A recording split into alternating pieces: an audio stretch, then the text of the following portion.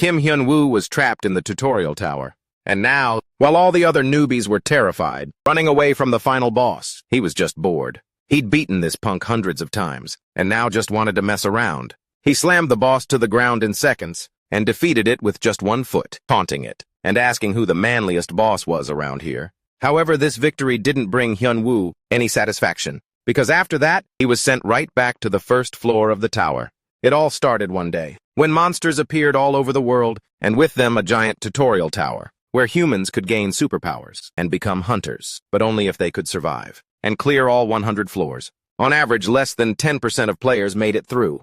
Hyun-woo was one of the first players to enter the tower. They fought bravely together, and after the final battle was over, our hero's party received the long-awaited notification. The tutorial tower has been conquered. Everyone was overjoyed because this meant they could finally go home. After such a long time in the tower, Kim Hyun-woo wanted to see the clear blue sky above, but fate had other plans for him, and instead he was teleported back to the first floor. He was in shock and didn't understand what was happening. Why was he stuck here, while everyone else was free? That's when he received a notification that he had been cursed by the tower and could not leave it. After a period of denial and anger, Hyun-woo began clearing the tower, again and again. He started exploring possible ways to get his freedom back. He conquered the tower solo from start to finish. Then he conquered it 10 times in a row. He even enhanced his body to the limit, but even after completing all that, nothing worked. He was still trapped. So Hyun-woo continued to conquer the tower, repeatedly hoping to find a way to break the curse. Time passed and he had been in this place for years, conquering it thousands of times. While new players took months to complete the tower, our boy could finish it in a single day, or even just a few hours. Eventually, he got so bored that he tried playing as an NPC, a guide for newbies, or as a coach, or even playing pranks on the final boss. But that got boring too. So Hyun-woo just kept conquering the tower alone, mastering all his skills to the absolute limit, so much so that with just one kick on the first floor, he could break through 10 floors. After 12 long years in the tower, he finally received a system notification. He had broken the loop and could now escape the tower. Laughing like a madman, he charged forward to conquer the tower one last time. He shot up like a rocket, crushing the floors along the way. He was the real boss of the tower now. Even the monsters were afraid of him. On the final floor, Hyun-woo destroyed the boss and the entire roof of the tower, then stepped into the portal, the final teleport that would take him out. He couldn't contain his joy and screamed like crazy. He was finally free. Meanwhile, the authorities observing the tower were shocked to discover that a player from the first group, summoned to the tower in 2006, had finally emerged after 12 years. A few weeks later, our boy was invited to the evaluation test for new hunters who had just conquered the tower. Among the guild masters sponsoring the test were his old comrades, the ones who had conquered the tower with him, the very first time. They were all eager to see what kind of monster Hyun-woo had become after 12 years in the tower. In the waiting room for the grand evaluation, test participants, everyone was ready with their basic equipment. Meanwhile, our boy was busy snacking. After filling his stomach, he wondered what this gear was all about. That's when he realized he hadn't received any items because he had overslept that morning, while everyone else had already gotten theirs. Soon after, an announcement asked the future hunters to leave the waiting room and head to the test site. Now at the center's rank evaluation maze, the sole Proctor David, an A-rank hunter, welcomed all the junior hunters, informing them that the evaluation test had begun, and he would be their supervisor. The proctor reminded them all that the whole world was watching them right now. With a wide grin, he reassured all the hunters not to worry, because compared to the tutorial tower, this exam was a piece of cake. But while David was saying he looked forward to seeing the potential of all the hunters as they risked their lives in the tutorial tower, Hyun-woo was yawning his head off, not listening to a single word. Shortly after, the proctor announced that the first test was starting. At that moment, he tapped something on his phone. Instantly, the ground began to shake. Next, David explained that there were many types of difficult situations they would have to go through as hunters, but one of them was a maze. As soon as these words left his mouth, giant, dangerous metal bars fell from above, slamming into the ground and forming a real maze. David instructed all the hunters that this maze had plenty of traps, and though this was an unexpected move, it would be better if they made the most of their abilities. Soon after, a 30-second countdown began, signaling that the exam was about to start. As soon as the clock hit 0, the hunters had to use their abilities and get out through the maze's exit. As soon as the countdown ended, all the hunters rushed toward the entrance. The proctor watched this with a smile, as all the hunters this time were very disciplined. And looking at their forms, he was reminded of his own first-ranking exam. he reflected on the most important thing, which was for the hunters to hold on to their initial resolve. At that moment, our hero was still standing at the starting line, left behind, while everyone else rushed forward. He called out to the proctor, whom he casually called Mr., and confirmed if they really just had to get to the exit somehow. Hearing this, David raised an eyebrow, sizing up our boy's shabby appearance and wondering where his provided equipment was. When he noticed Hyun-woo yawning, he was taken aback by how a newbie was acting. At a time like this, David began to doubt if this guy was actually serious about taking the exam. Curious, the proctor asked the protagonist, if he found these hunter exams to be a joke. Smirking and emphasizing the word Mr., Hyun-woo suggested the proctor should act like that, in front of the noisy guys, who were running with all their might. But these words made David furious. As our hero grinned, from ear to ear he made a bet with him. He would finish the whole thing in 20 seconds, and if he did, he'd get 100,000 won. David was stunned by these words, but he was so prideful that he agreed, confessing that his daily wage and overtime pay as a proctor was 1,000 won. Charging toward the entrance, our hero warned David not to back out later. Now in front of the entrance wall, Hyun-woo placed his hand on it, shocked that the proctor got paid so much. With that thought, he channeled all his energy into his arm. Everyone, including David and the top guildmasters of Korea, who were watching the exam from a monitor, were wondering what our boy was doing near the wall. Before they could figure it out, the protagonist punched the wall. The impact was so powerful that it literally blasted a hole straight through the entire maze, and smoke covered the whole area. Within seconds, as the smoke cleared, our boy was already standing at the exit, on the opposite side. Obviously, it was an exit made by brute force, but he had confirmed with the proctor that they just had to get to the exit by any means necessary. Everyone went crazy witnessing this. They were even more surprised by his rank measurement. The top guildmasters of Korea were stunned, but also a bit angry at our boy's stubbornness. In contrast, Hyun-woo was on cloud 9 for winning 1,000 won, but his face went pale with horror when he looked back and saw the destruction he had caused. He wondered if the authorities would ask for damages. 14 hours before the Hunter ranking evaluation exam, at the Hunter Live office, Jun-sung was confirming the list of contestants for the test. Although her colleague wondered if this time they could expect something from the test, or not, Sung immediately understood he was talking about the rumor about the high-ranker Hunter. However, it was quite difficult to find information on him. Besides our boy, a person who was a reserve hunter and trained in the world of traditional martial arts would also be coming. Since it was uncertain whether the high-ranker Hunter would show up, they had this traditional martial artist Kang Hyun as a backup. Kang Hyun was a man of many abilities and skills, so luck was always on his side. With his weapon, he easily took down deadly creatures. From the beginning, Kang Hyun received too much attention and respect because he was always successful. But that's what he thought until he met Hyun-woo. This guy had met our hero when he was conquering the tutorial tower for the last time to get out of that damn place. Although Kang Hyun was able to return safely, he understood just how pathetic he was, because our boy went so berserk that he pushed aside everyone who got in his way, including Kang Hyun, because he was so desperate to get out. Back to the present. The first test was a success for Kang Hyun. Now, everyone was asked to return to the waiting room and stay there until further notice. Meanwhile, in the observation room, all the viewers were curious because they wanted to see how our guy actually destroyed the place. The authorities were quite annoyed because they also wanted to see a clear picture.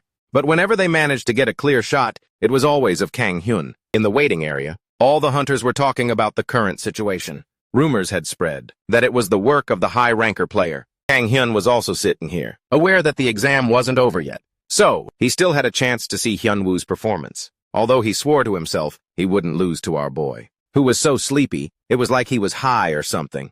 An announcement echoed through the waiting area, stating that the order of events in today's ranking competition had been changed. The competition would restart in 15 minutes, and all participants were advised to get ready for the next round. Now the evaluation event consisted of a monster wave, using virtual training monsters, created by combining mana stones from monsters and the latest technology. The goal was to assess how many low-level monsters the hunters could eliminate within a given time. It was true that Kang Hyun was a very skilled hunter, as he was very focused on taking down the monsters. Channeling lightning into his weapon, he attacked the creatures, defeating them with ease. All the observers were shocked to see this, because this guy had just come out of the tower, but already had magical abilities. They all realized that a genius was among them, and they were all in disbelief. Without stopping for a second, this martial artist continuously used a series of electric currents and defeated all the monsters that stood in his way. 4. When the time was up, it was announced that Kang Hyun had killed 78 monsters. This was the highest score a contestant had achieved so far. After this, Kang Hyun smiled proudly, while the others were all impressed with his combat skills and magic, believing he deserved the reputation of a top prospect. Everyone believed that even before, he would have come in first if the high-ranker player hadn't made a move. Now it was our boy's turn to face the monster wave. Yawning, Hyun-woo said how tired he was of all this, but it was clear he had no other choice. The top guildmaster, CEO Han Seok-wan, suggested the other two guildmasters come and watch, as he wanted to see how Hyun-woo's fighting style had evolved. Upon entering the test site, Hyun-woo was given 120 seconds, and the test started now. A 10-second countdown began before the exam started.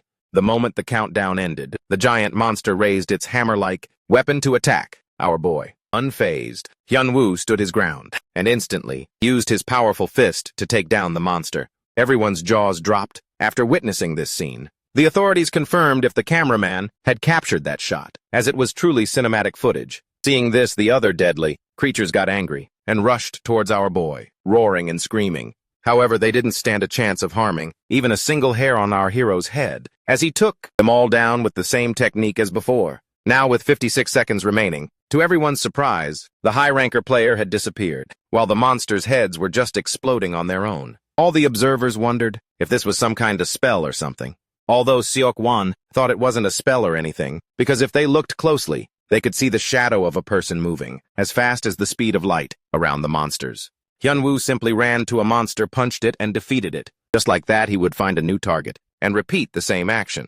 Our boy wasn't using any high-level skills, but was moving so fast that it looked as if the monsters were exploding on their own. Lee John was astonished, wondering if such movements were even possible without any buffs, while Kim Soo-hyun was confused about what the protagonist had been doing in the tower. Every time Chae-in heard any rumors, he brushed them off. But seeing him with their own eyes, they all realized that Hyun-woo had become a true monster. After 120 seconds, the announcer stammered, but once he announced that Hyun-woo had killed 248 monsters, the news spread like wildfire.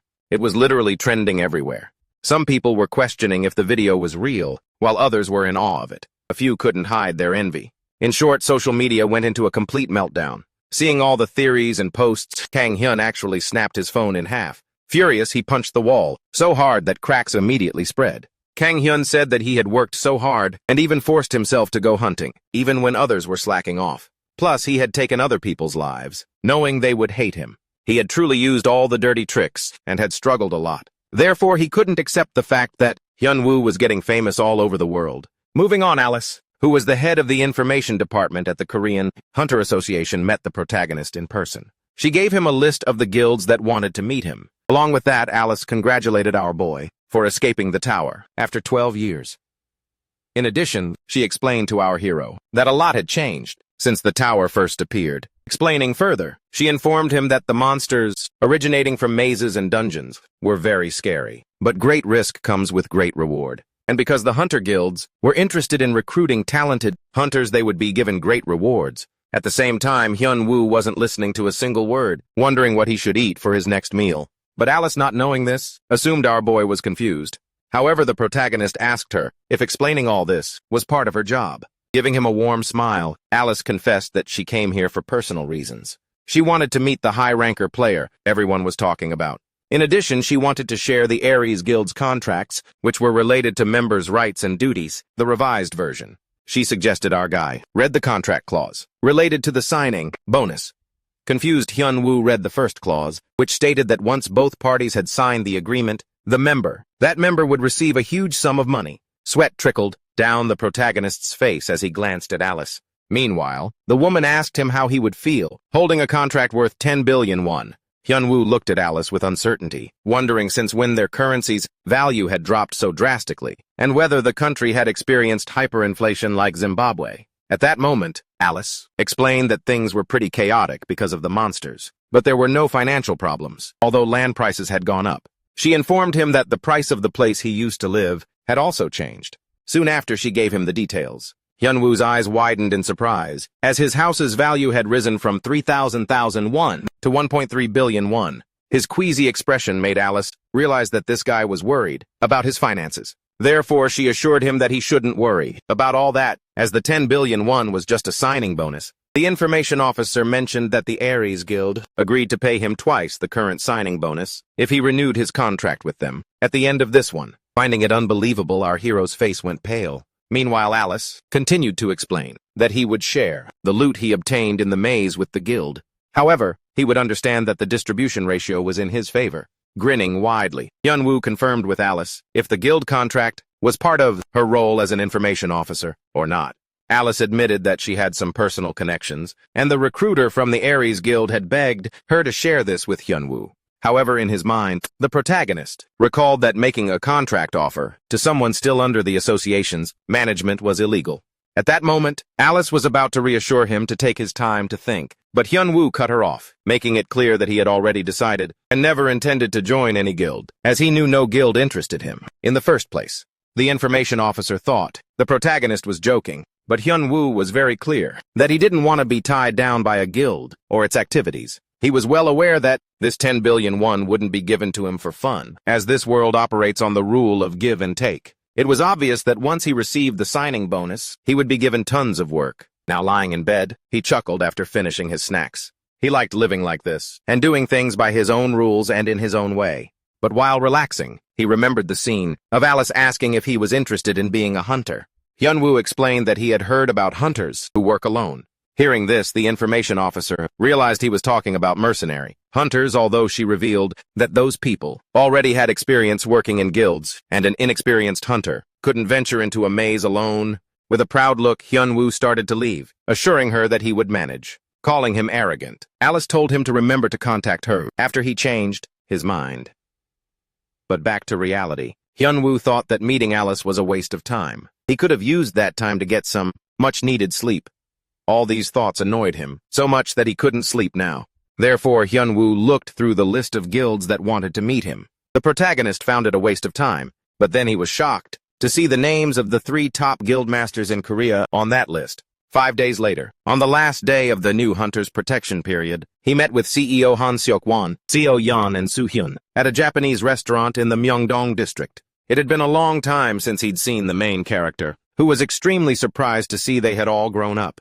While Seok-won gave off the vibe of a grown man, the high school bookworm, Soo-hyun had turned into a handsome guy. As for Seo Yeon, she had also completely changed. Looking at Soo-hyun, he remembered this was the guy who hid behind his back, all the way up to the 50th floor. And Seo Yeon peed her pants when she saw a banshee. However, the girl went into beast mode, warning him not to say another word. Enjoying the sushi, Hyunwoo admitted that it was good to see them again. He also really liked the taste of this food. Speaking of which, Soo-hyun recalled the time they defeated the mermen on the 17th floor, and Hyunwoo kept nagging about how much he missed eating sushi. At this point, the protagonist remembered everything. This is when he flew into a rage. The 3 of them explained that, whenever urban legends about him leaked out, they were glad he was still alive. Unaware of this, Hyunwoo asked for details. So, they explained that he had become a celebrity, and everything he did in the tower was mentioned on TV. Upon receiving this information, sweat was pouring down Hyunwoo's face. Ashamed to realize his role-playing had been exposed to everyone.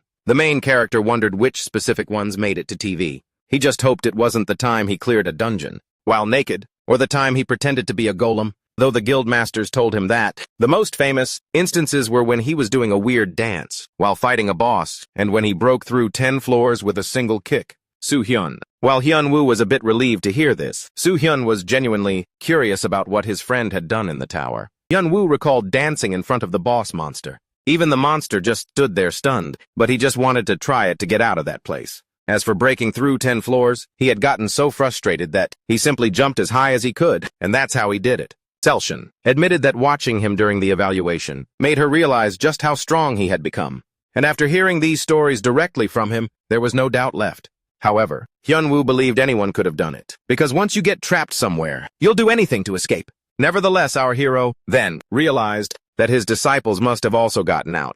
True, he didn't know which generation they were from, but it was when he was between the 50th and 60th floors. Someone had been left behind in the tower. When Hyunwoo sensed a certain presence, he searched around and found a child. With his role-playing skills, he decided to guide that lost soul. At that particular time, Hyunwoo was obsessed with the idea of martial arts. So, he took the child as a disciple and trained him. At first, Soo-hyun was confused. So the main character explained that he was talking about when someone gets stuck somewhere, but achieves enlightenment and escapes, just like in comics and novels. Hyun-woo thought if he achieved enlightenment, then maybe he'd be able to escape. As a result, he really trained him and pushed him to all his limits. The main character made him train, mocking and taunting him for stopping. He often told the kid to focus his mind on his dantian to develop internal energy. However, the only thing Hyun-woo knew was strength, so thinking back on it now, he felt sorry for the kid.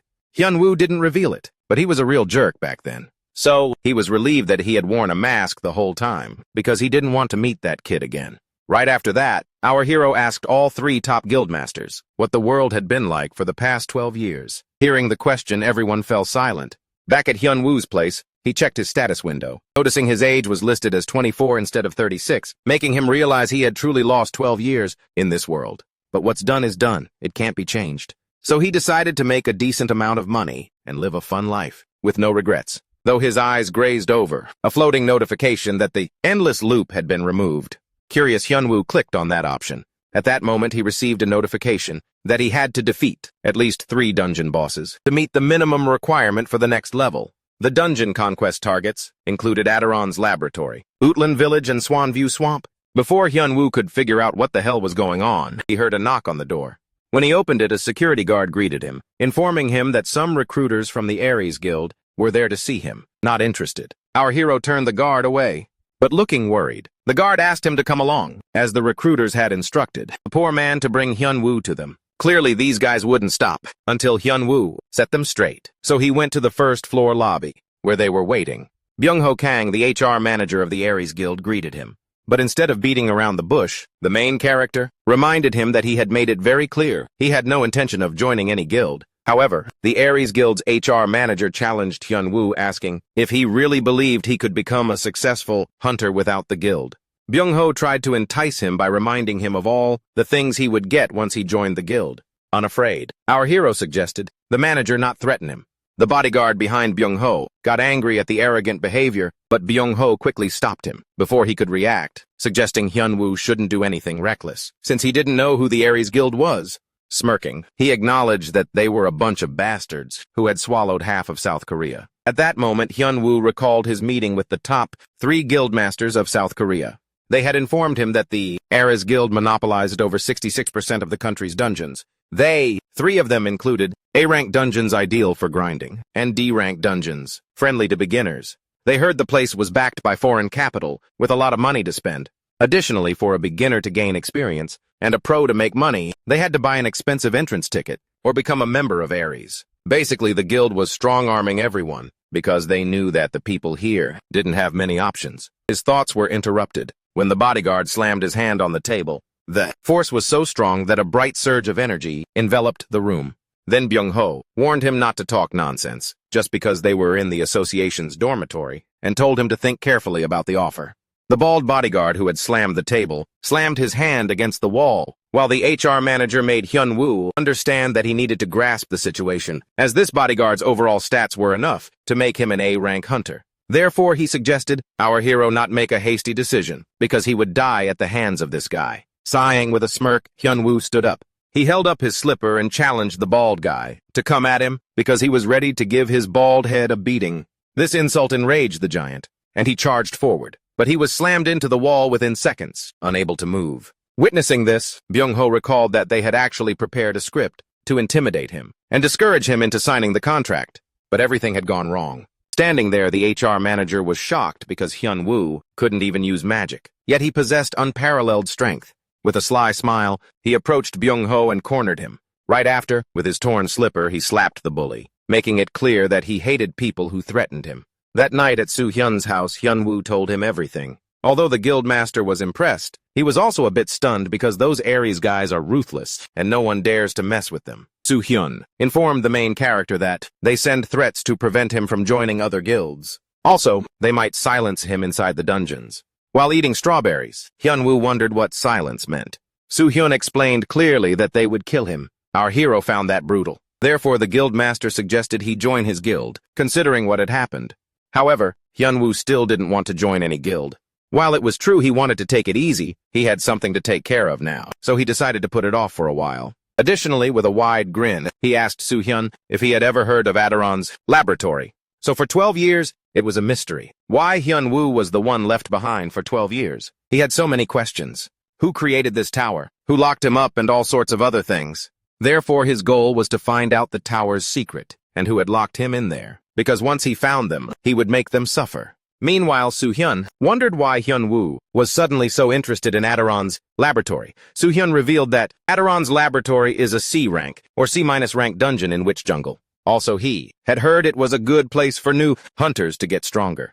Curious, Soo-hyun wanted to know the reason for his persistent questions, but our guy didn't reveal the whole truth, just admitting he had some business there. Even so, Soo-hyun warned him that he probably wouldn't be allowed in, because the Ares Guild was abusing their monopoly on dungeons, and Aderon's was one of them. Getting this information, Hyun-woo became extremely pissed off at these thugs. Why were there no laws to prevent monopolies? The guildmaster reminded the hero that the government didn't have time to deal with everything, as hunters didn't have voting rights. In fact, only a few people ever cleared the tutorial tower to become one. The dungeons were so dangerous that even the police couldn't investigate properly, often treating deaths that occurred there as accidents. Hyun-woo found it all to be bullshit, but on the surface, Ares was the head of a rising industry, contributing a fair amount in taxes, and any situation involving hunters was too sensitive for outside forces to interfere with.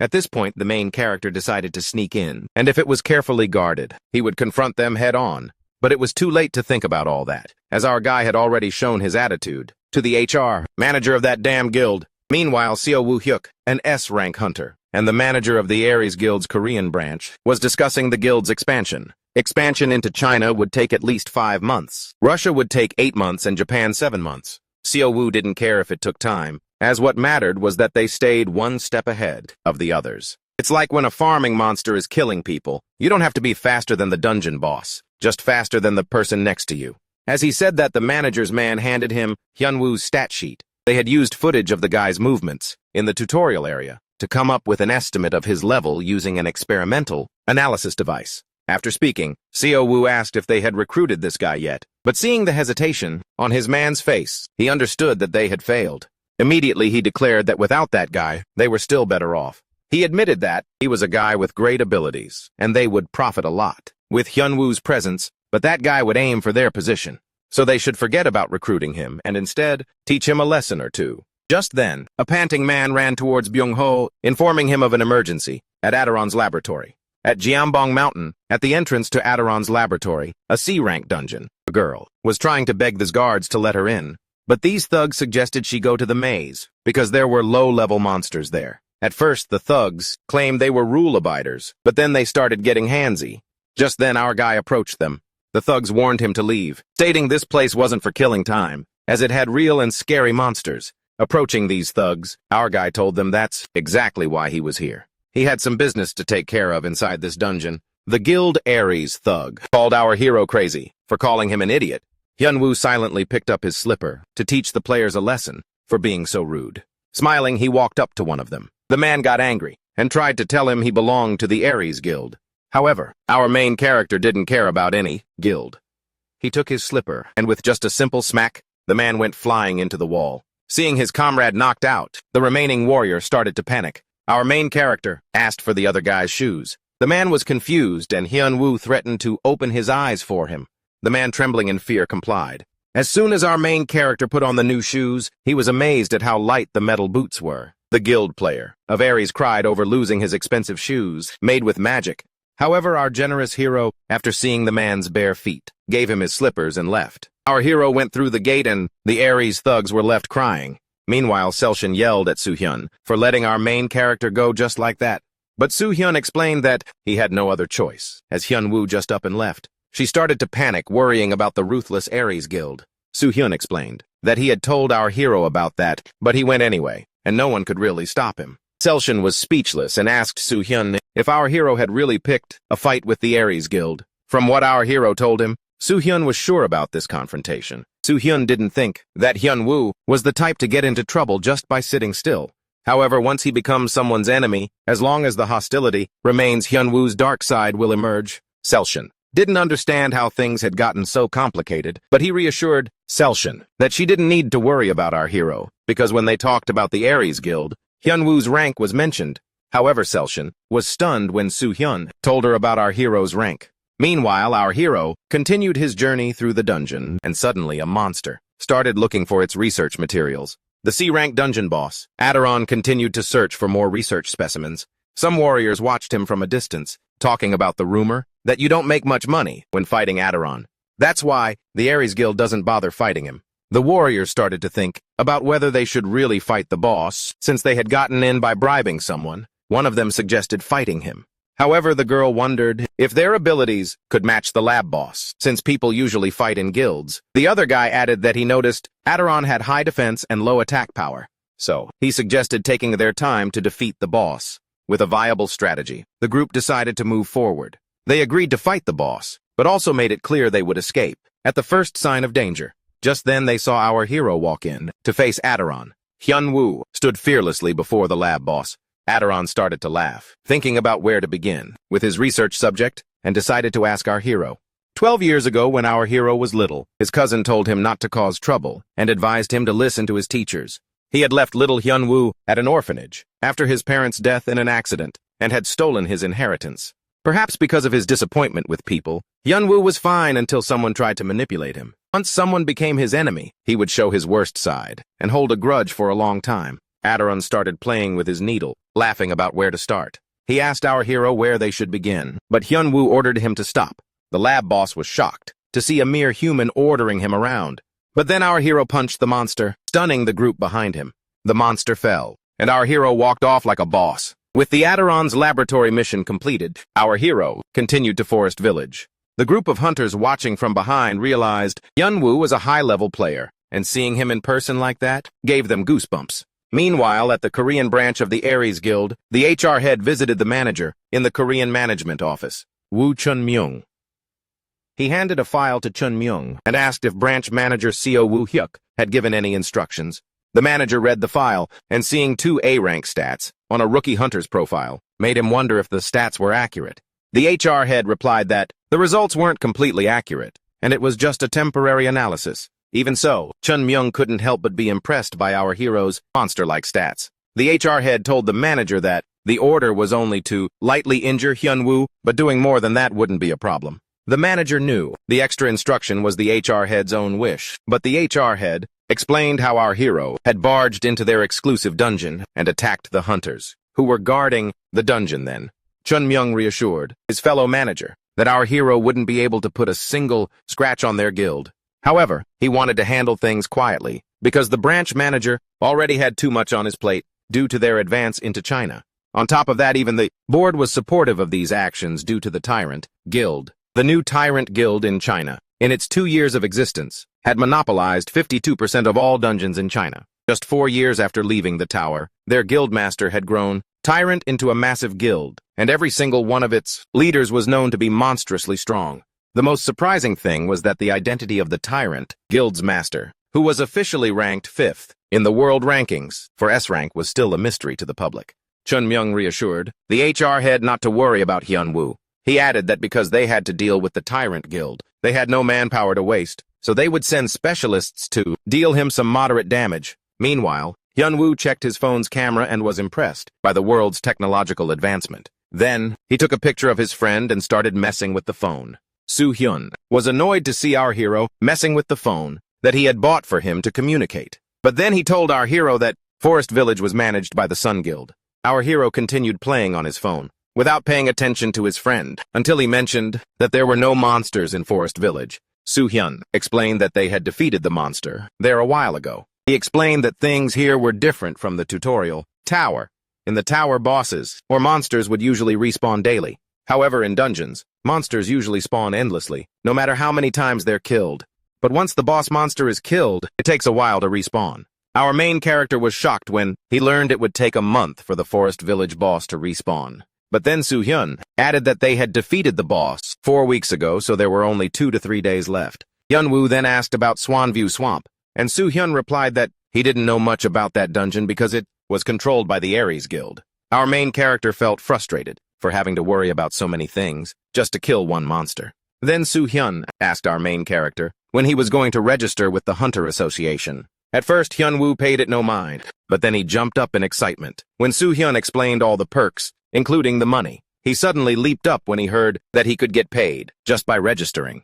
But Soo-hyun explained that he'd have to be active for 2 to 3 months. He added that B ranks get over 1,000,000, A ranks get 2 to 500,000, and then there's a huge gap between A and S rank. After hearing that Soo-hyun gets 7,000 a month, our main character was shocked and rushed to register immediately. The next morning, our main character went to the Hunter Association's Ability Evaluation Center to register. When he said his name, the receptionist realized he was the one who had been trapped in the tower for 12 years. He recalled all the people who had come asking about our main character. However, the receptionist thought that our main character was nothing special, and everyone was just making a fuss for no reason. After checking everything, he directed Hyunwoo to the Seeker's Eye. Hyunwoo's rank status would appear on a hologram next to the eye, revealing his hunter rank. He placed his hand on the eye. The receptionist estimated that he'd be B's rank at best. However, his jaw dropped in amazement when the rank was revealed. Seeing his pale face, our main character turned towards the hologram and was also shocked. Suddenly, the receptionist's scream echoed throughout the building. Soon after, our main character became a hot topic on the news, which talked about his unbelievable evaluation results. They discussed all his A ranks and the fact that no one in the world had that score. Reading the news on his phone, Hyunwoo was surprised to see the news about his evaluation go viral in just a few hours. Soo-hyun explained that high-level players is a hot topic. And ever since he turned things upside down in the dungeon of the Ares Guild, everyone's had their eyes on them. Soo-hyun knew our protagonist didn't care about any of that. But he knew that the Ares Guild had gathered intel and wouldn't let him off the hook after causing trouble in their territory. He advised our protagonist to be careful, worried that the enemy would relentlessly pursue him. But he wouldn't listen. Suddenly, Hyunwoo burst out laughing when he saw a screenshot on his phone. He laughed at the ridiculous pose and aura effect in the hunter's photo. But then Soo-hyun calmly replied that the hunter in the picture was him. Suddenly, an awkward silence filled the room. Then our protagonist asked his friend why he always hung out with him, while their other friends were always busy. Soo-hyun replied that he was busy too, but he deliberately made time in his schedule to hang out with our protagonist. Meanwhile, in the basement of the Ares Guild's management branch, the HR manager's face went pale when he saw our protagonist's evaluation results. Chun Myung now understood why the branch manager wanted them to deal with our protagonist. But seeing the pale face of the HR manager, he reassured him that Hyunwoo would be handled by Shin Chun-gang's crew. The HR manager's expression brightened up after hearing that the hunter, who was about to reach S rank in China, would take care of his rival. And now he felt confident that his problem would be solved. Meanwhile, at the forest village, our protagonist was confused when he saw no guards at the dungeon. Soo-hyun revealed that this dungeon was owned by his guild. As the clock struck 12, the boss was about to appear, and our protagonist and his friends headed inside. However, as they entered, another man continued to watch them from a distance. At the forest village dungeon, a new guy, Park Gamoon, joined our protagonist. Soo-hyun explained that Park was here to pick up loot, which could be sold for money. Hyunwoo was surprised to learn that loot was exchanged for money, but his surprise turned to shock when he found out the items were worth 235,000. Our protagonist couldn't understand what use the loot was to anyone. Soo-hyun knew he wouldn't get it, but explained that the loot items are used to craft armor or weapons. Park started filming our protagonist's adventure and asked for permission. Although Hyunwoo had no problem with it, he asked about the purpose of the recording. Hyunwoo was surprised to see the videos were used to make money through ad revenue and decided to partner up on an 80-20 split. The hunters continued their journey, and Soo-hyun handed his friend a piece of paper. He explained to our protagonist that the dungeon was like a maze, and getting out of it was a hassle. Hyunwoo looked at the map, which was marked with different points, and tossed it away, confusing his friend. Our protagonist walked up to a giant tree and told Park to get a shot of him. He approached the tree and threw a powerful punch at it, leaving Park and Soo-hyun stunned in disbelief.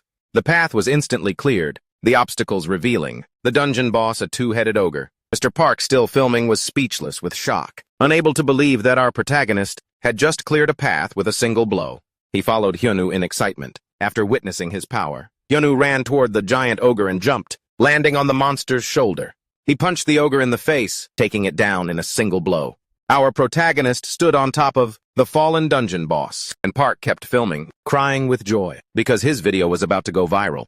However, Shin Chun-gang continued to watch our protagonist. Meanwhile, at the Ares Guild's management office, Shin Chun-gang visited Chun Myung to inform him about his mission. He told the manager about our protagonist's overwhelming physical strength, used without any skills or magic. Shin Chun-gang admitted that he was impressed by our protagonist's power, but with just a glance, he'd figured out a way to deal with him. Chun-myung informed his goon that Hyunwoo would be heading to the Aries Guild's dungeon, the tangible swamp, and Shin Chun-gang saw it as the perfect opportunity to prepare for our protagonist's arrival. Meanwhile, our protagonist stood outside the entrance to the tangible swamp. However, he felt that something was off and wondered if he was just overthinking it.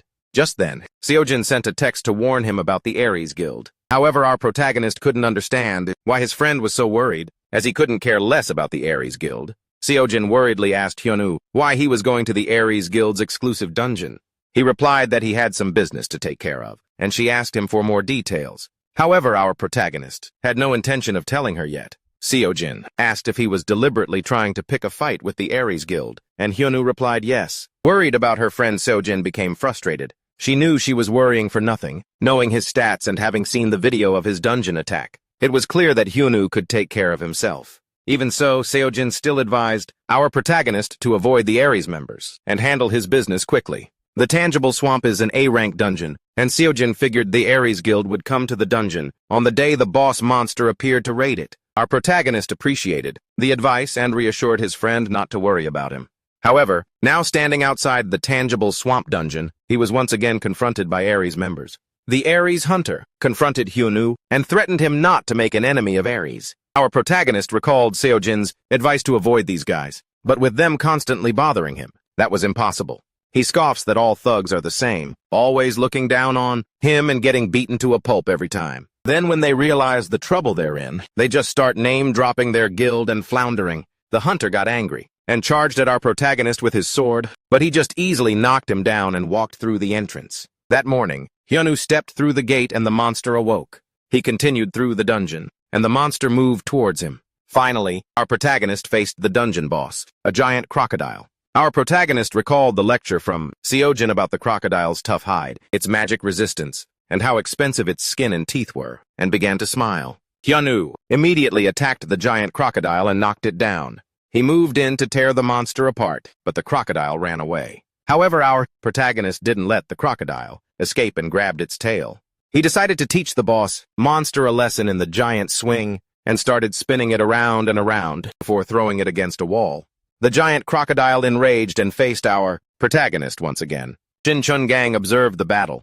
The crocodile leaped, and just as our protagonist prepared for the final showdown, chains suddenly wrapped around his legs. As Hyunwoo was bound by the chains, the crocodile opened its massive jaws, and Shin Chun-gang awaited his death. However, just as the crocodile lunged, Hyunwoo ducked, and the crocodile plunged into the swamp. Our protagonist, confused, looked down at the chains, and then Shin Chun-gang spoke up saying they were magic chains, and the perfect tool to deal with him. Hyunwoo was confused to see the strange man. The assassin jumped down, introduced himself, and told our hero that he was sent by the Aries Guild to take care of him. Our hero now understood that he was facing an assassin. Shin Chun-gang praised our hero's strength, how he tossed the crocodile or took down the ogre in a single blow. However, he didn't understand why his opponent was so calm after being bound by a magic chain. Hyunwoo was confused, not knowing what the chain did, but then he realized he couldn't move at all. Shin Chun-gang said it was a magic chain, and our hero would need mana to escape it. However, he'd need a source of mana stronger than the person who cast it to break free. But since our protagonist just got out of the tower, recently he has no mana. Still, Hyunwoo remained confused, not grasping the trouble he was in. Shin Chun-gang grew increasingly frustrated, thinking our hero was just trying to bluff him. He thought that, like everyone else, Hyunwoo was just pretending to be calm while planning his next move. Our protagonist remained baffled, as he wasn't doing any of that. The assassin drew his sword, ready to attack our hero. Just as he swung his sword, our hero raised his hand to block the attack. Shin Chun-gang unleashed a poison explosion. An explosion occurred and smoke filled the air. The assassin thought he'd finished the job, but he was shocked when the smoke cleared, and Hyunwoo was sitting there completely unharmed. Our hero had no idea what his opponent had just done. The assassin was dumbfounded, not understanding why his attack had no effect. Just then our hero started to move, and the assassin's face met his fist. Shin Chun-gang was sent flying into a tree. Hyunwoo walked up to him and said that he should have wrapped his entire body in chains to stop him from moving. The assassin couldn't understand how his opponent had done this. Our hero knew that Shin Chun-gang must be confused. and told him that the chains had come loose and stopped working properly. He kicked the tree and lifted it up, while the assassin was still stuck to it. Our hero told his opponent that he should be prepared to die if he intended to kill him. The giant crocodile was floating peacefully in the swamp, and suddenly Shin Chun Gang fell on top of it. Hyunwoo threw the tree into the swamp, killing the crocodile as well. He stood silently by the swamp, and suddenly a system screen appeared, informing our hero that he had proven himself, and the lowest level information was now available to him. Meanwhile, at the Ares Guild management room, Chun Myung was informed that his assassin was dead. His assistant informed him that the tree that Shin Chun Gang was stuck to had sunk into the swamp, and although they couldn't confirm it, he was most likely dead. Chun Myung thought the monster must have eaten his assassin. However, he had 2 S-rank stats and 7 skills. Seeing his talented assassin get killed by our hero so easily left Chun Myung frustrated. Hyunwoo was lying in his apartment trying to sleep. Suddenly, he woke up remembering the information window. The system screen revealed that our hero had been invited to be a provisional guardian in the system. He was confused, feeling that something had changed, but he had no idea what all the stuff on the screen meant. Hyunwoo had thought that he'd be able to get information about the tower, but he didn't know what the invitation from the system meant. He noticed it was 9:30, and the invitation had arrived around 2 p.m. Just then, Si-hyun entered the apartment, and our hero told him to stop. He opened the information window to try out his new skill. After a bit of concentration, Si-hyun's information window appeared. However, Hyunwoo couldn't see any stats due to his lowest level authority. He got angry, cursing at his useless skill, which confused Si-hyun. But then our hero corrected himself, saying he was just muttering to himself. Our protagonist stared at the clock on his phone as it neared midnight. Our hero thought that this useless skill must have brought about some change for him. He thought he'd be able to find information about things like the tower after receiving the system's invitation. Just then, the clock struck 12 and the room went dark. Hyunwoo suddenly found himself transported to another space, and as he looked forward, he saw a girl sitting at a desk in front of him. The girl called our hero a guardian and revealed that she was his assistant Eve. Eve introduced herself and told the guardian that she would see him as long as he lived. Hyunwoo's mood lifted, realizing he finally had someone to talk to, and he could finally find out why he was stuck in the tower for 12 years. The two looked at each other in silence. Then our hero spoke up, asking his assistant if she was going to explain everything. Eve was confused, not knowing what she needed to explain. Our hero got angry and yelled, asking if she had invited him here to explain things to him. However, Eve calmly told him that she could only answer. He realized that his assistant could only answer his questions. Our hero was shocked. He then started asking questions, and started by asking who trapped him in the tower. Tutorial. Eve replied that she couldn't tell him that, because he had the lowest level information authority. She told him she could only answer if he had a higher level of information authority. Our hero's anger built up, realizing that was the same thing his information window kept saying, annoyed. Hyunwoo asked his assistant if she could tell him who trapped him in the tower once he had higher level information. However, Eve replied that she couldn't tell him that due to his lowest level authority. He then asked what the tutorial tower was, but Eve again replied that she couldn't tell him that. He then asked why the tutorial tower was created, but got the same answer. Our protagonist asked why monsters appeared and still got the same answer. Tired of getting no answers, his anger started to build up, and he flicked Eve on the forehead. He started yelling in her face for inviting him here for nothing, and started laughing, thinking she just wanted to mess with him. Eve spoke up saying she wasn't telling him anything, because he had the lowest level information authority, and Hyunwoo's anger grew even more. But then, Eve told him there was one thing she could tell him. She added that he was a guardian, and a guardian means a defender. This answer wasn't enough for our protagonist, and he asked if she could tell him something more important. The assistant replied that she could tell him about the things a guardian has to do from now on. Hyunwoo was frustrated that she wasn't telling him the things he was curious about. But then Eve told him that he was a provisional guardian, and if he officially became a guardian, he'd be able to find out all the details, even if he didn't want to. Our protagonist was curious about what he needed to do to officially become a guardian. Eve replied that in his area, a crevice would open up in 5 days. In the deepest part of that place, he would find a key that could upgrade his information authority. By obtaining that key, our hero would become a true guardian. After delivering the message, Eve upgraded Hyunwoo's skill and sent him back to his world. He stood in his apartment, staring at the window. The system prompted him to get the key. So, our protagonist decided to see it through and become an official guardian to get the information he wanted. Meanwhile, our hero's friends were shocked to hear about the crevice. They looked at each other awkwardly and asked why he was suddenly asking about it. Hyunwoo was confused by everyone's reaction, and then Si-hyun revealed that a crevice is a massive disaster. Meanwhile, at the Aries Guild headquarters, Hyuk Sunwoo went ballistic when he realized the best hunter in his management division had been defeated by Hyunwoo. Shun Myung stood there in silence, feeling ashamed. Sunwoo reassured him that he didn't blame him, and ordered him to gather everyone and crush our hero, if there was a way. He gave him some money, and ordered him to hire some mercenaries, who were stronger than the one he sent before. Hyuk Sunwoo made it very clear to his HR manager what he wanted. Chun Myung understood the order, and Sunwoo decided to focus on the Tyrant Guild next. The Tyrant Guild in China continued to beat up Aries members in a separate building. Realizing that things weren't going according to his plan, Sunwoo's anger continued to build. Meanwhile, our protagonist's eyes lit up with excitement when he saw the ring, worth 2 billion won. Won Hyung explained that things like this appear commonly in a labyrinth. Hyunwoo was confused about the difference between a labyrinth and a dungeon. His friend explained that artifacts are found in labyrinths, and the ring was an artifact. Special resources or loot, like mana stones, are found in dungeons after monsters die. But in the treasury of a labyrinth, one finds artifacts with good functions. Won Hyung told his friend that the ring was enchanted. Our protagonist was amazed at the game-like function, as he realized these items were better than regular equipment. He observed the ring, and a system screen popped up, showing him information about the ring. The system informed the protagonist that he could read the item description with his special skill. He decided to try it, and the info panel appeared.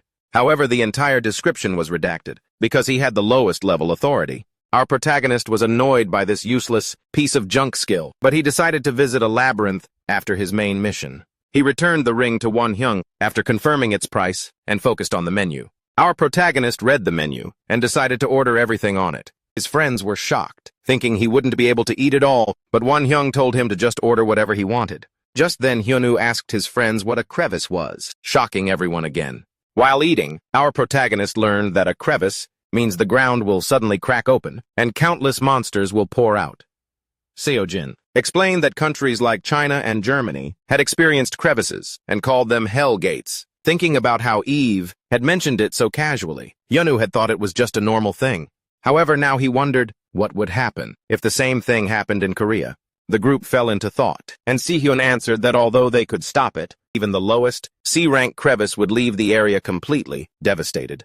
Everyone knew their guilds, along with a few others, would help out, but the Aries Guild would just send a few weaklings and pretend to help. Our protagonist told his friends to eat a lot and relax for 4 days. When they asked what he meant, all he said was that they would find out soon enough. Meanwhile, at the airport, people noticed the ground shaking, thinking it was an earthquake. People hurried to leave, and suddenly the ground cracked open. Meanwhile, a man in a cloak approached his master to report that the 9th floor had awakened. The master asked about our protagonist, but the man replied that he had not awakened yet. However, he added that it wouldn't be long, and our hero would receive an official title. The master found the timing to be perfect, and looked forward to seeing what our hero could do. At Gimpo International Airport, the entire ground shook, and people fled in panic. Fire engulfed the area as the news reported, an immediate evacuation order for citizens within a 5-kilometer radius. The airport was put under an emergency lockdown, and hunters from the association continuously joined in to help. Countless monsters kept crawling through the crevice, and the situation grew worse. With the airport sealed off, the hunters confronted the monsters. The rookies trembled at the sight of the huge, ferocious monsters surrounding them, but their leader told them to pull it together, or they would die. He jumped in with a binding skill and protected his teammates from an attack, and finished off the monster with his sword. The rookie started to overthink it, but the leader told him to focus on the fight first. The hunters faced the horde of monsters, but seeing they were outnumbered, they started cursing. The leader continued to slash through the monsters, but he knew that more and more would just keep swarming him. Monsters continued to pour into the airport, and the hunters needed to do something. Suddenly, something caught the hunters' attention, and when they turned around, they saw a giant skeleton. The hunters began to tremble in fear upon seeing the A+ rank monster. They gave up fighting, knowing their deaths were inevitable. The skeleton raised its giant club. The warrior faced it with his shield. The skeleton struck the shield, but the hunter couldn't block it and was thrown into a car. The giant skeleton walked toward the injured hunter. The leader yelled at his soldier to wake him up, but he didn't respond. Suddenly, the skeleton's head was smashed to pieces as our hero leaped over the monster and landed in the middle of the crowd. All the hunters were shocked. They noticed his clothes and realized it was none other than the famous high-level player Kim Hyun-woo. The hero received a notification saying he needed to get a key located deep inside the crevice at Gimpo Airport to prove himself. The remaining time was 22 minutes and 32 seconds. Now he had to explore deep inside the airport. Meanwhile, the onlookers were shocked to see how the hero took down the skeleton in a single blow. Right after, he warned them about the monsters behind them as their numbers were huge. He decided to quickly intervene and help a bit, even though reinforcements were on the way. The hero effortlessly lifted the giant hammer the skeleton had used earlier and threw it at the monsters, crushing them. The people nearby were amazed by his sheer power. They got hyped, realizing that, with the high-level players' help, they had hope and could hold out a little longer until reinforcements arrived. But to their surprise, the hero left, leaving the rest to them because he was in a hurry. They gaped as they saw their hope running away. But with no other choice, they decided to go all out just to hold on a bit longer. One of them helplessly questioned Hyonu's actions. Things were getting out of control, as the number of monsters was endless, and they were all exhausted. It had been a long time since they had to fight against so many monsters that were beyond their strength. The fear of losing the people inside fueled them, and they were trying to manage until reinforcements arrived. Just then, Kim Se-hun from the Gilson Guild along with his guild members entered, slashing a monster. A few seconds later, Lee Seo-jun appeared with her Areng Guild members, and hope returned. With the arrival of Han Seo-won from the Goguryeo Guild, along with his allies, Se-yeon asked about the hero, as he had said he would go on ahead. Someone informed her that he was already in the core of the crevice. The fight began and everyone picked up the pace on Seo-won's command. The monsters flew in to attack, but it was futile against the powerful warriors. Se-hun was impressively wiping out monsters, while Se-yeon was helping reduce their numbers with her lightning power. Everyone was given their all to take down all those demons. Meanwhile, the hero finally reached the entrance to the crevice's core by clearing out the monsters. On his way, there was a deep cave that he decided to enter first. Surprisingly, there was a path leading up to the surface for the monsters to get to ground level. The hero was struggling to figure out how to get down there, but suddenly, he noticed a car stuck nearby and used its door as a shield and a weapon to enter the cave. He flew down, destroying those monsters, and finally found his way to the bottom of the crevice. He landed on a pile of dead monsters that he had thrown down after killing them. Soon after, a giant, bulky red monster stepped out of the shadows with a key on it. Hyonu understood that it was the key he needed to get and confidently charged at it. But he ended up getting hit. In a daze, as he was trying to process what had happened to him, he took another powerful blow. The hero somehow dodged it and slammed it to the ground, but the monster charged again, cursing at Hyonu in its own language. It blocked both of the hero's punches and threw him back instead. It was clear this monster was stronger than the hero thought, and it was very different from the previous monsters. That made the hero decide to use his martial arts skills, which he hadn't used in a long time and never wanted to use again. Hyonu recalled his memories of being trapped in the tutorial tower, lying helpless and thinking about the enlightenment through which one could escape. He desperately charged at the monsters and tried his best. This was how he started practicing martial arts. This was something you could see on TV, in movies, and in novels. But it was all meaningless because, according to the hero, what mattered was the mindset that he'd be the greatest if he became a master and achieved enlightenment.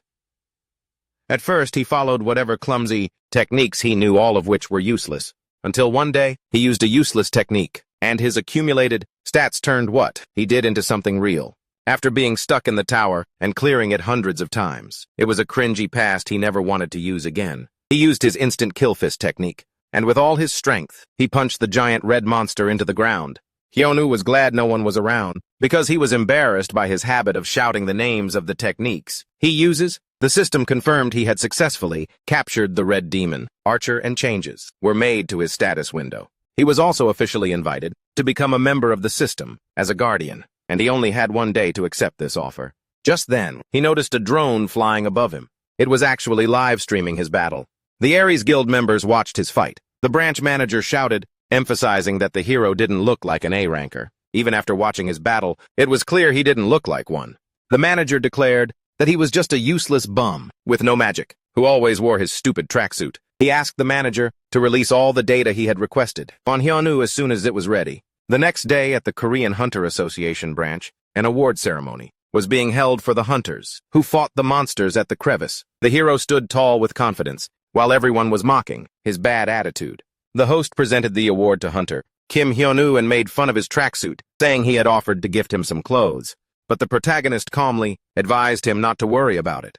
People teased his overconfidence, and the host stood there fuming. A few seconds later, Hyunwoo took his gift and left without hesitation, making them even angrier. On the outskirts of China's capital, Beijing, there was a castle belonging to the supreme ruler of a tyrannical guild. A mysterious girl, with a skull tattoo on her back, was watching Hyunwoo fight. Her eyes widened when she saw him strike that pose, and she asked her assistant for his name. The assistant said his name, and the girl immediately instructed her to investigate all information about his past. Then a man informed the mysterious girl about the conquest of the Weian Guild, stating that they had succeeded. They had taken over all the main dungeons in the south. He explained further that one of their directors had been kidnapped, and suspicion fell on the Ares Guild because they'd had friction with each other before. The girl didn't like her directors being defeated by the likes of Ares, and said there would be no place for them if they didn't return here on their own. She ordered them to speed up the occupation, as she was annoyed that they were struggling just to capture one dungeon. What a child. Later, Hyunwoo's friends informed him that he had become famous. He noted the terrible news headlines and said that these reporters hadn't changed at all after 12 years. But his friends insisted they had to because of the way he left after getting his award and his silly tracksuit.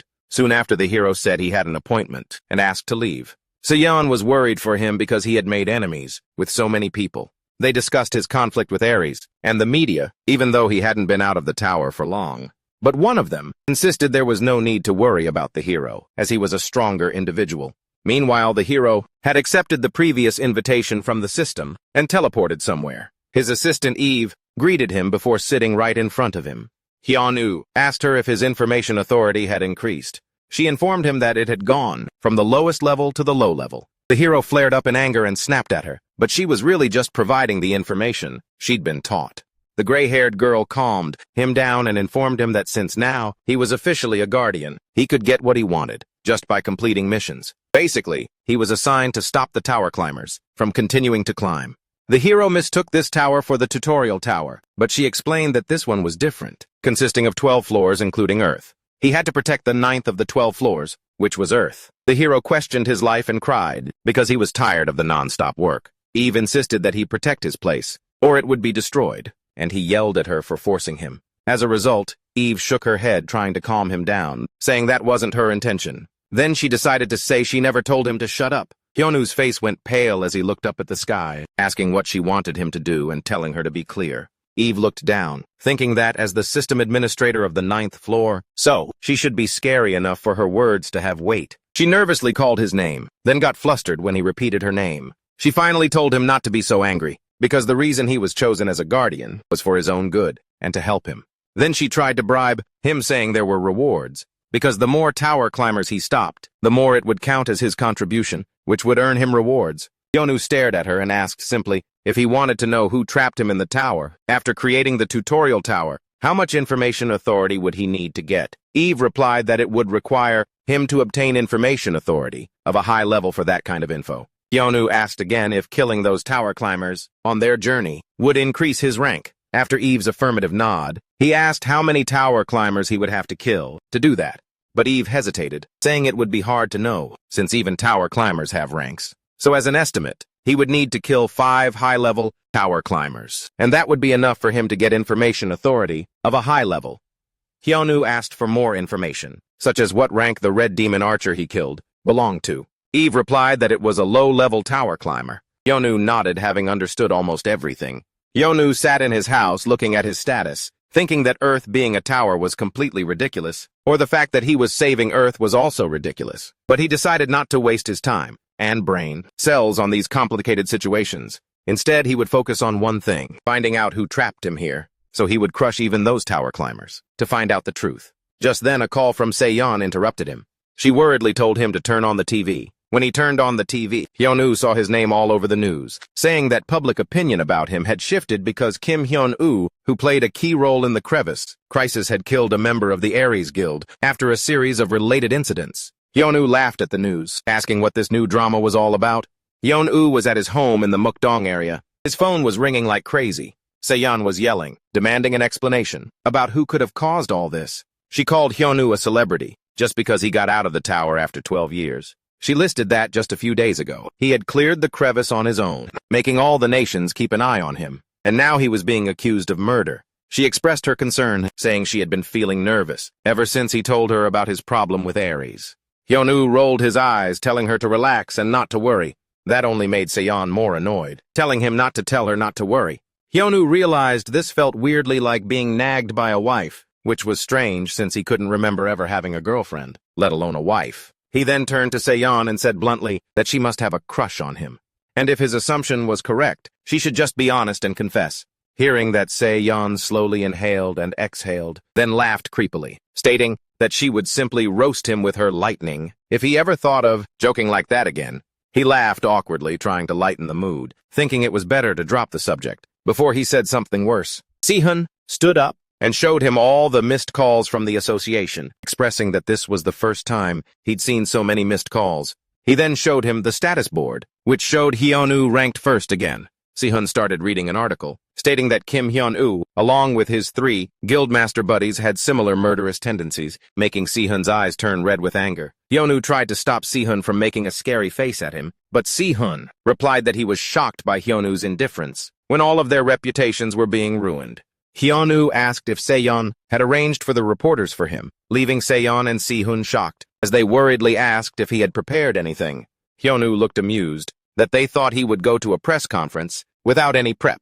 Then, Se-yeon advised him not to beat up the reporters or admit that he was going to destroy the Aries Guild. Hyunwoo looked at them and asked if that was really what they thought of him. Meanwhile, the leader of the Aries Guild asked about the current situation with Kim Hyunwoo. The HR director informed him that Hyunwoo's face was all over the news and social media. They had succeeded in shifting public opinion and ensuring that things were not in Hyunwoo's favor in any way.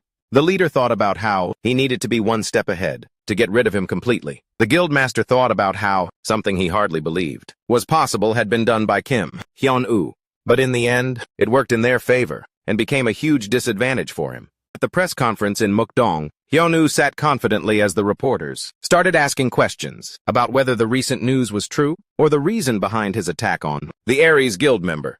Hyunwoo let out a sigh, making it clear this was his first press conference, so he would just do what he thought was right. Then, he ordered one of the reporters to ask the first question, Vietnam's leading text-to-speech solution from VB Vien. When another reporter asked directly if he had really killed the Aries member, he nodded, telling them to judge him as they wished, but to hear the recording first. He said he didn't know the reason behind all this, but he remembered rejecting the recruitment offer from the Aries Guild. He played the voice recording, in which the deceased confessed that he was an assassin sent by the Aries Guild to kill him. After the fierce fight, Hyunwoo stopped the recording right before the incident happened, leaving the reporters speechless. He calmly informed them that he knew they had been tipped off by the Aries Guild itself. He explained that he went there to defeat the monster boss and that member had simply followed him. A reporter accused him of faking the recording, but Hyunwoo pulled another phone from his pocket and said it belonged to the man he killed in the swamp.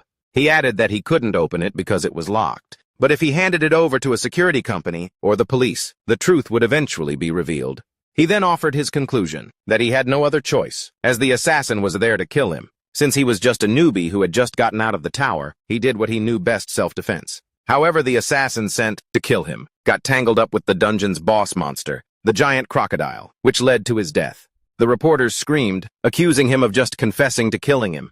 Hyunwoo calmly replied that it could be interpreted that way, since he had let his guard down while fighting him, and he ended up dying. He also shared that the Aries Guild has its own reputation, which is why he didn't say anything. But he didn't know things would escalate to this extent. The press conference ended, leaving Hyunwoo to think about how all this had gotten so complicated. And then he checked the new articles reporting on Aries and their fabricated lies. The leader of the Aries Guild threw things in a rage, cursing Hyunwoo for pulling a stunt like that during the press conference. He then started laughing, calling him a fool, someone who knew nothing about how this world works. He promised himself that he would get him one way or another.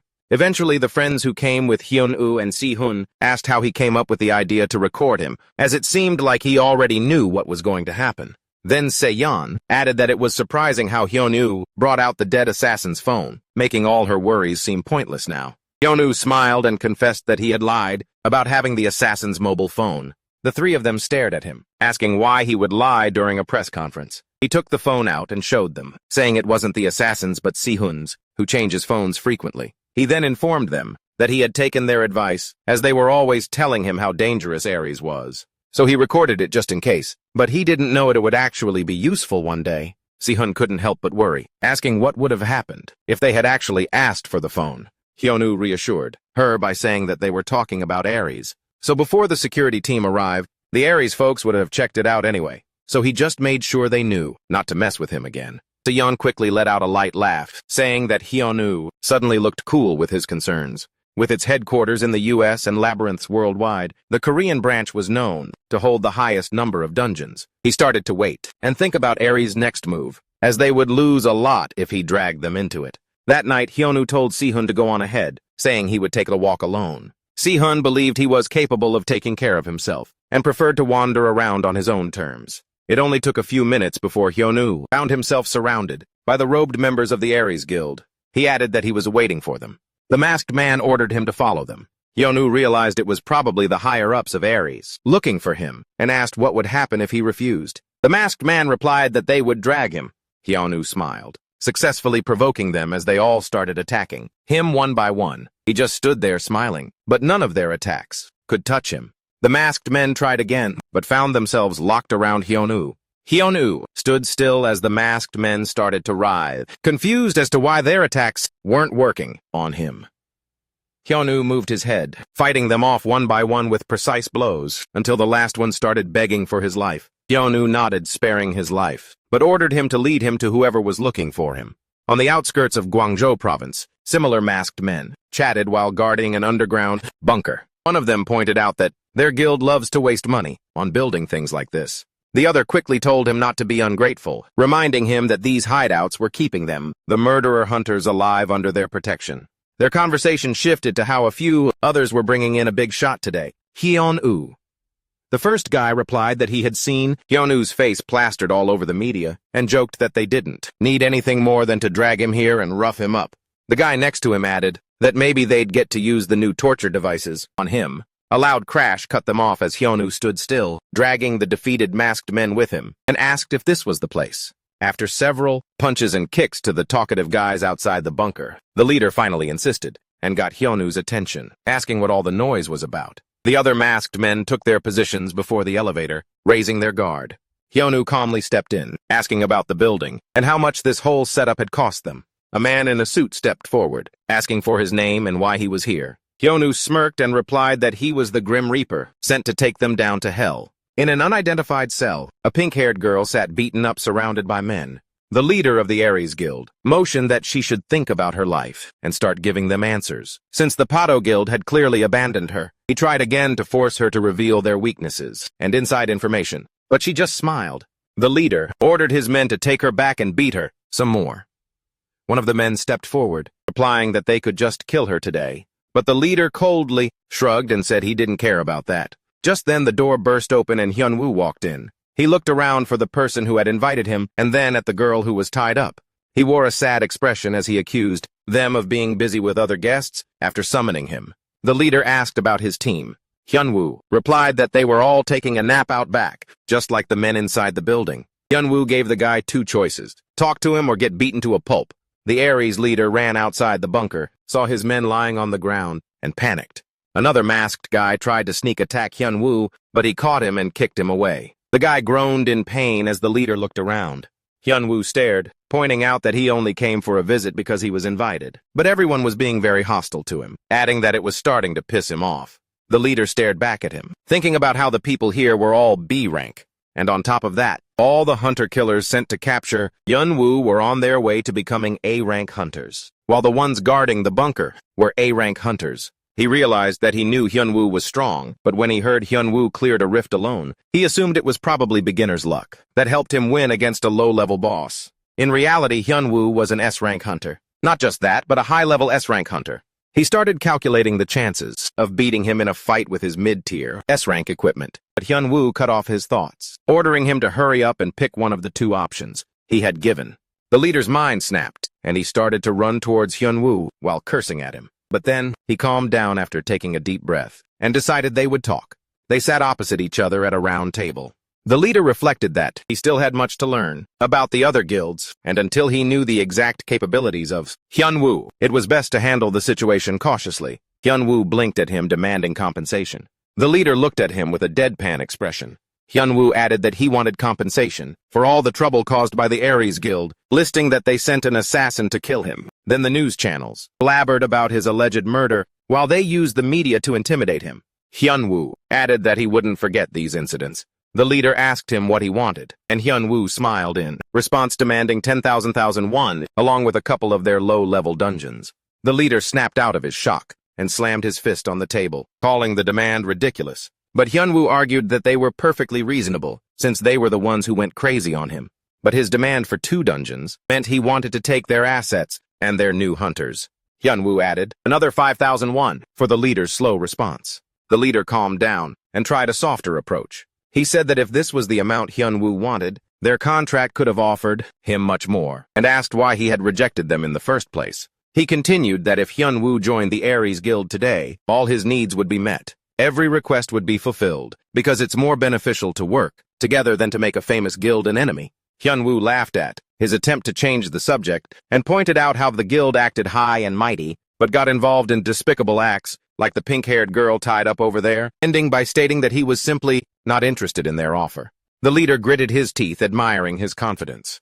Hyunwoo stood up, giving him 10 seconds to decide if the leader would agree to the compensation, or if Hyunwoo would simply kill him on the spot. Soo-hyun heard the door click, assuming Hyunwoo was finally back, and welcomed him. He looked up from his phone to see him, only to find Hyunwoo carrying a pink-haired girl on his back. He jumped in surprise and demanded an explanation. Hong-yi recognized her surroundings and knew this place was the 9th floor. Meanwhile, the scene shifted to Hyunwoo standing next to Soo-hyun. In front of them was an unconscious woman. In addition, Hyunwoo had received a huge reward, $11,000 in ownership of 4 D-rank dungeons, and the woman as part of his compensation. Soo-hyun wondered how the hero managed to get all this from Seo Woo-hyuk, a man known for being greedy and power-hungry, and our guy calmly explained that Seo Woo-hyuk had no other choice if he wanted to live. Still curious, Soo-hyun glanced at the unconscious woman and wondered why Hyunwoo brought her along. Hyunwoo replied that she was a hostage, and there was something personal he wanted to confirm from her. After hearing this, Soo-hyun found the reason a bit unusual, but decided not to ask further. After a moment of silence, Soo-hyun remembered that the dungeon bosses were scheduled to respawn today as he needed to clear them. He prepared to leave, assuring the hero that he would handle it, and the main character told him to be careful. When Hyunwoo was alone, his eyes landed on a tattoo on the woman's body. The pattern seemed strangely familiar, reminding him of a mask he once carved, bearing inscriptions about emptiness and self-abandonment. The similarity puzzled the hero, making him wonder if it was really a coincidence. He then checked her information tag, and learned her name was Hong-yi, a young woman who had been poisoned and was resting. Nothing else stood out, but the strange connection still bothered him. He decided to wait for her to wake up, before seeking answers. Hyunwoo stood still as a system alert suddenly popped up, stating that a new tower climber had begun to move through the 9th floor. Before he could react, another notification appeared, inviting him as a guardian, and warning that he would be teleported in 5 seconds. In a flash, our hero appeared before If, who had urgently summoned him. Then If told him that someone important was on their way, the next tower climber. Our guy tried to find out who it was, and when they would arrive, but If couldn't reveal more because Hyunwoo's authority level was too low. Frustrated by the repeated notifications and lack of answers, Hyunwoo lost his patience and lashed out at If. But If insisted that she wasn't hiding anything, and that she had summoned the hero, only to give a warning about something more serious approaching. Furthermore, If explained that this tower climber would be stronger than anyone Hyunwoo had ever faced, and he needed to prepare before they arrived. The most crucial step, If told him, was to awaken his magic skills as soon as possible. Otherwise, he could be in serious danger. Our guy wondered if the tower climber was a high ranker, but If denied it, saying that if such a being appeared, it would bring total destruction. Even so, she explained that without magic, Hyunwoo would have a tough time fighting, even against mid-rank tower climbers. After hearing this, the hero tried to ask where the tower climber would appear, and if another rift would open. But If hesitated and admitted she couldn't reveal that information, explaining that the form and nature of a tower climber depended on their powers and achievements. Feeling disappointed by the answers, Hyunwoo unhappily summarized the situation, realizing he knew very little, and had to face whatever was coming alone. In a fit of anger, he took his frustration out on If, who protested that he shouldn't hit someone weaker, and questioned his family's upbringing. Her emotional outburst turned to guilt when the main character admitted his parents had passed away in a car accident when he was young. Shocked, If immediately apologized and felt embarrassed about what she had said, but Hyunwoo brushed it off, saying there was nothing to worry about. Seeing his reaction, If softened and began to think that despite his temper, the main character was probably not a bad person. At the Orang Guild's mansion in Gwangju, chaos filled the room as Kim Hyun-woo yelled in frustration.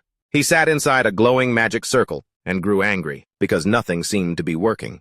The circle, which was supposed to help him feel mana, wasn't doing anything, and he started to think it was a scam. After hearing all this, Han Irain panicked and warned him not to break it, as that circle cost 5,000 won. Our guy stopped, but was still growing suspicious, and began to wonder if he was just born without mana. Daryan, a mage, insisted that was nearly impossible, and admitted she had never seen a case like his, where even with her help and a mana-focusing circle, someone couldn't unlock their energy after so many attempts. In the middle of this, Soo-hyun walked in, noticed the atmosphere, and realized that even after 4 days, the main character still hadn't awakened his mana. The hero immediately assumed Soo-hyun had come to mock him, but Soo-hyun denied it, and explained he was just here to deliver a letter addressed to Hyun-woo. As he handed over the envelope, he casually mentioned that it came from the association's Guild Foundation Board of the Korean Hunter Association, asking if our hero was starting his own guild. This surprised Han Irain, who learned that Kim Hyun-woo had started a guild. She then excitedly asked when it happened. The hero explained that after acquiring a dungeon, he decided to try out a few new ideas. In addition, he proudly shared the guild's name was Guardian, which means protector. Early in the morning, both Han Irain and Soo-hyun looked at each other and admitted that the name didn't really fit his personality. Trying to change the subject, our guy wondered about the unconscious girl he had brought earlier. Soo-hyun told him she was still in the same condition, though not in any danger. After hearing this, the main character worried it might be something serious, but Soo-hyun reassured him that the nurse said it was just due to shock. Then Hyun-woo's frustration returned, as sitting in the mana circle for days still hadn't helped him awaken his mana, and he loudly complained that nothing felt different. Han Irain thought for a moment, and suggested they visit someone who could perform mana channeling. Soo-hyun then realized she was talking about Nakagawa, Asumi in Japan. Confused, the hero asked what mana channeling was. Daryan explained that the guildmaster of the Izanami Guild in Japan possessed a unique ability called mana channeling, a special skill that acts like magic acupuncture. Furthermore, it opens and stabilizes the mana pathways of hunters who can't use their energy properly, allowing them to raise their ranks. Hearing this, Hyun-woo became a little hopeful and realized that there might finally be a way to unlock the power he had struggled to awaken. But the hero got annoyed when Han Irain suggested going to Japan to meet the person who could help him unlock his mana. The idea of traveling seemed too tiring for him, so he complained that he was too lazy to fly so far away. At the same time, in Suganami Ward, Tokyo, a fierce battle was raging inside a dungeon. Mid-rank Guildmaster Nakagawa, Asumi from the Izanami Guild, was leading her hunters, but things were taking a turn for the worse, and her team screamed for help as a powerful enemy repeatedly attacked. She then yelled for everyone to dodge as a massive force swept through the battlefield. Amidst the destruction, a mysterious man stepped forward and the hunters were stunned into silence by fear. Nakagawa stared at him, trying to figure out who he was. When she asked, the man calmly replied that many had called him by different names: Tower Climber, Destroyer, even Devil. After a moment of silence, he revealed his real name, Janma. A sudden notification appeared, announcing that a new tower climber had arrived on the 9th floor through a passage in Tokyo, Japan. After seeing this, Hyun-woo and the mention of a tower climber immediately caught his attention. Shocked, he ordered Soo-hyun to prepare the car immediately. In addition, he knew the situation in Japan had become chaotic due to the tower climber's appearance. News spread everywhere about casualty reports, emergency evacuations, and sightings of a mysterious man causing massive destruction in Suganami. While rushing out, Hyun-woo felt uneasy, as he still hadn't learned how to use his mana, and wondered if it was okay to rush into something so dangerous. Soo-hyun was driving and became confused. Just minutes ago, our guy said he was too lazy to go to Japan for mana training, and this sudden change confused him. Hyun-woo brushed it off, saying something else came up, and he might as well go now. Soo-hyun asked if Hyun-woo had a passport. The hero paused, realizing he didn't. But with determination, our hero decided that no matter what, he had to get to that tower climber. At the Japan Hunter Association branch, a tense meeting was underway. The officials were shocked to see Nakagawa alive. As the news had reported, she had died in the battle against Janma. After hearing this, she explained that she had survived by using a powerful artifact. The others discussed Janma's overwhelming power, as Nakagawa's supposed death had been broadcast worldwide. No hunters were willing to step up and help. Even if many S-rank hunters gathered, they realized the result would probably be the same. Civilian casualties continued to rise, leaving them powerless to intervene. Nakagawa's eyes caught something unexpected on the screen. A familiar figure appeared amidst the chaos. Hyun-woo entered the area and immediately spotted Janma up ahead. When he tried to use his ability, the system refused to activate, indicating it couldn't work on a tower climber.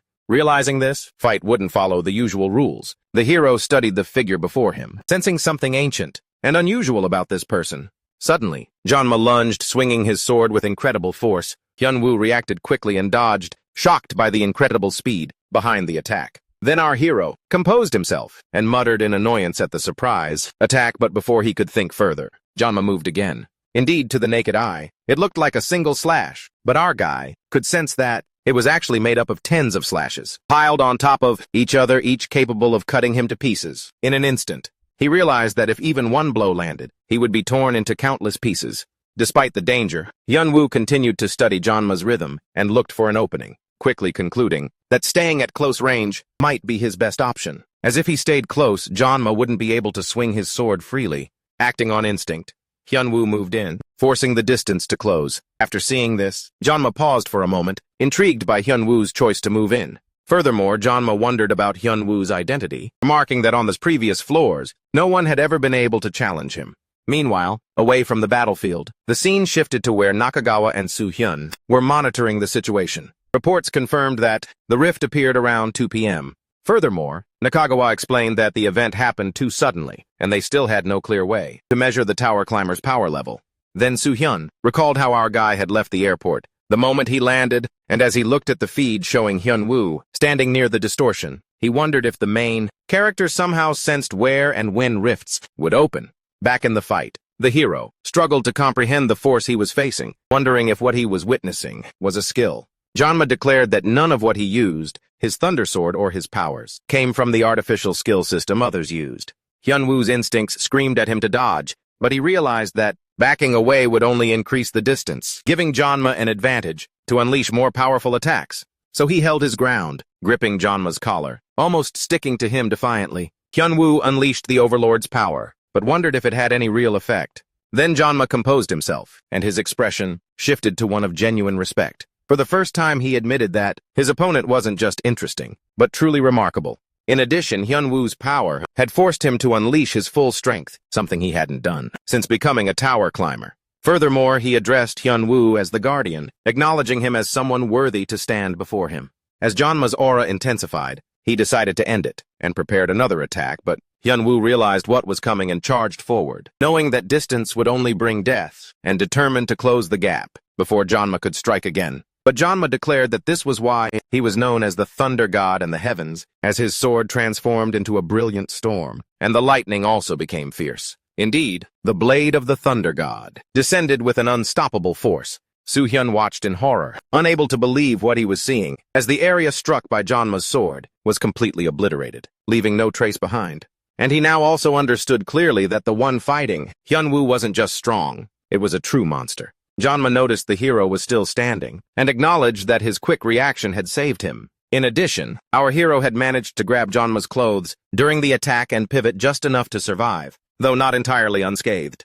Then a strange energy began to flow within him, and soon enough, the current spread throughout his body. The system activated, indicating that Hyun-woo's mana had finally awakened. Mana from the outside flooded his body, rapidly enhancing his power and pushing his mana level even higher. The sudden increase confused him. As he tried to understand what was happening, Janma looked at him, wondering if his luck would hold for a second time.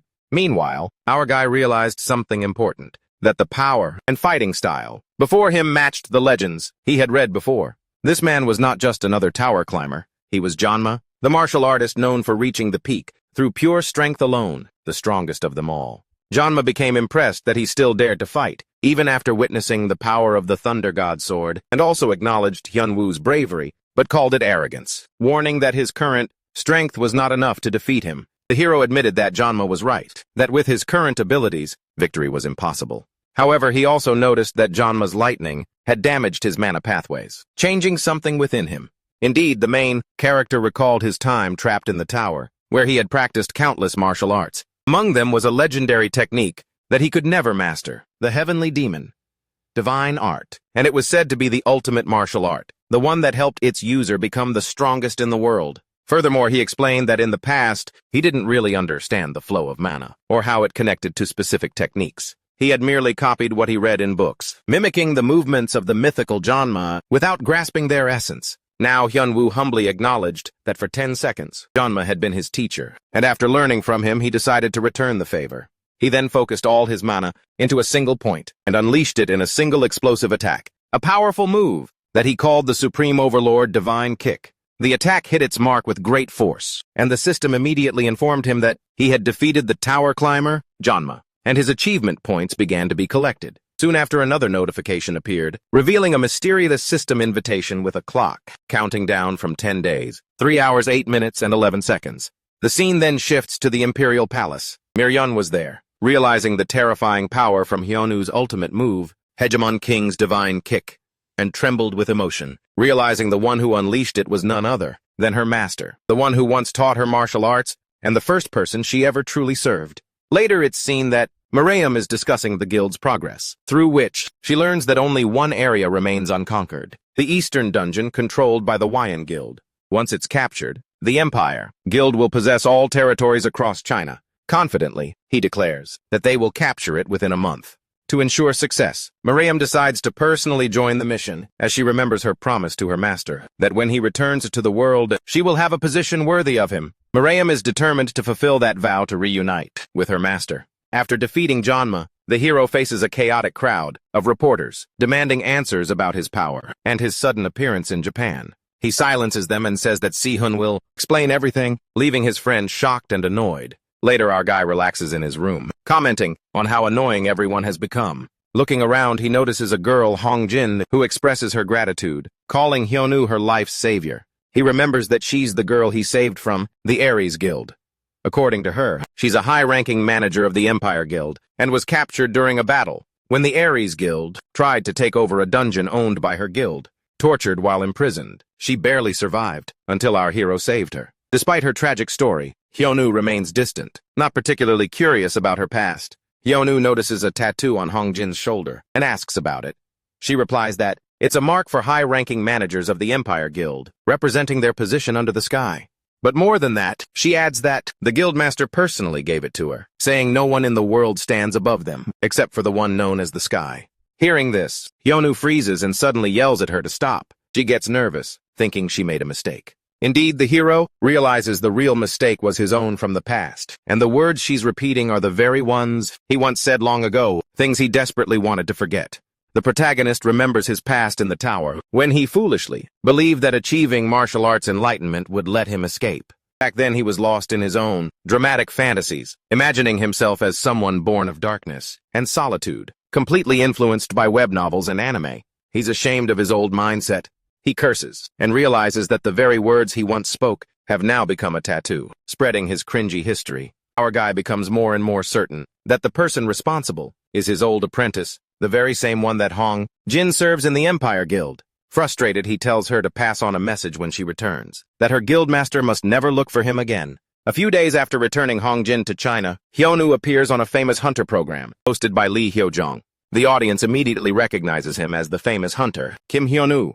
Sehun is watching the show, looking surprised, and wonders why our guy decided to appear on TV, saying he has no idea what the protagonist is planning, and whatever he does is his own business. During the interview, Hyunwoo explains that he came to make an announcement. He has started a new guild and is looking for members to join. Later, Sehun comments that Hyunwoo could have found guild members in a more normal way. The hero looks at the overwhelming response later and admits he didn't expect so many applications. Sehun doesn't want to get involved, reminding him that he won't be helping.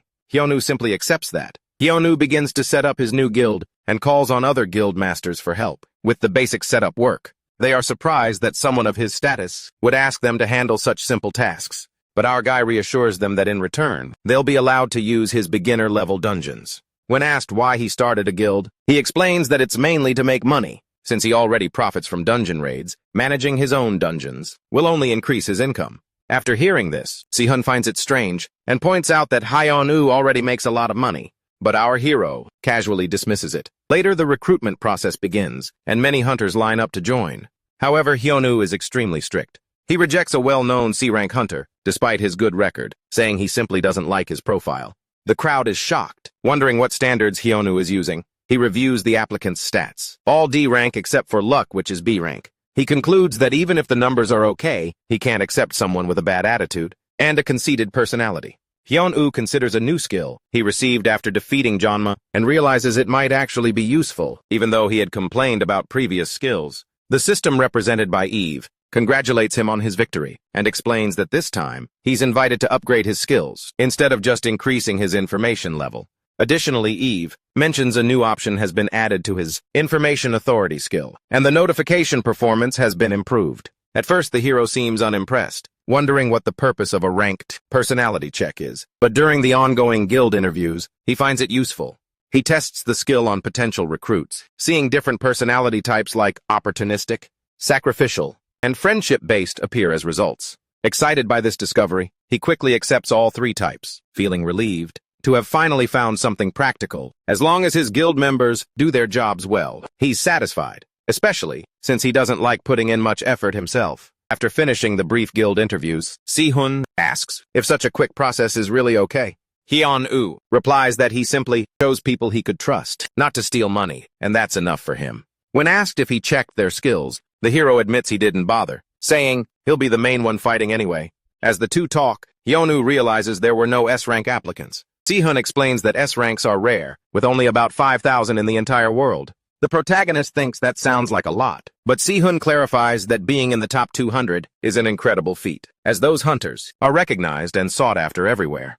Curious, our guy wonders what happens to the names that disappear from the rankings. Si-hun replies that they're dead. Hyunwoo is surprised, wondering how such powerful hunters could die so easily. Si-hun explains that they usually lose their lives while trying to get S-rank artifacts, which are extremely rare and found deep within labyrinths. Every hunter has a natural limit to how much their abilities can grow, and these artifacts are the only way to break through that barrier. But getting them means risking everything. Many die inside, and others obtain them through darker methods by killing those who already have them. That's how some hunters become feared murderer hunters in their pursuit of power. He further explains that hunters who kill others to gain power are given the name murderer hunters, and once they cross that line, their names are removed from the official S-rank list, and they are completely expelled from the system. Hearing this, the protagonist realizes that the hunters sent by the Ares Guild were exactly the kind who rely on dirty tricks and violence to get what they want. Later, Hyunwoo visits one of the 4 beginner dungeons he just acquired from the Ares Guild, known as the Tangible Swamp. It's now considered his property, and he plans to personally check everything out. He casually says he'll defeat the respawned boss and look around to see how profitable it can be.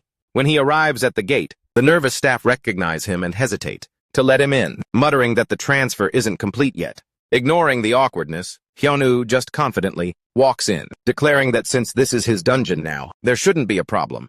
While exploring the dungeon, he feels something is off, and soon enough a stranger greets him. The man introduces himself, saying he was indeed sent by the Ares Guild, but is not one of them.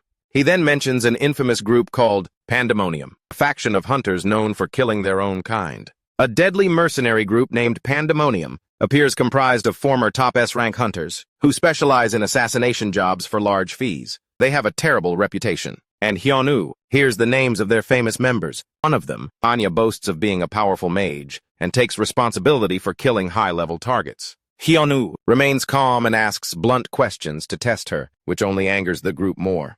Additionally, Anya uses a binding spell to try to stop him, but the situation quickly turns violent as the mercenaries charge to attack. The scene shifts to Shanxi, China, deep inside the hidden underground city of the Wyan Guild. Miriam arrives unimpressed, despite hearing that this is one of the guild's main bases, where she confronts the Asura demon. Li Daoxuan, ranked 82nd among S-rank hunters. His pride flares at her attitude, but she easily dodges his attack, leaving him stunned.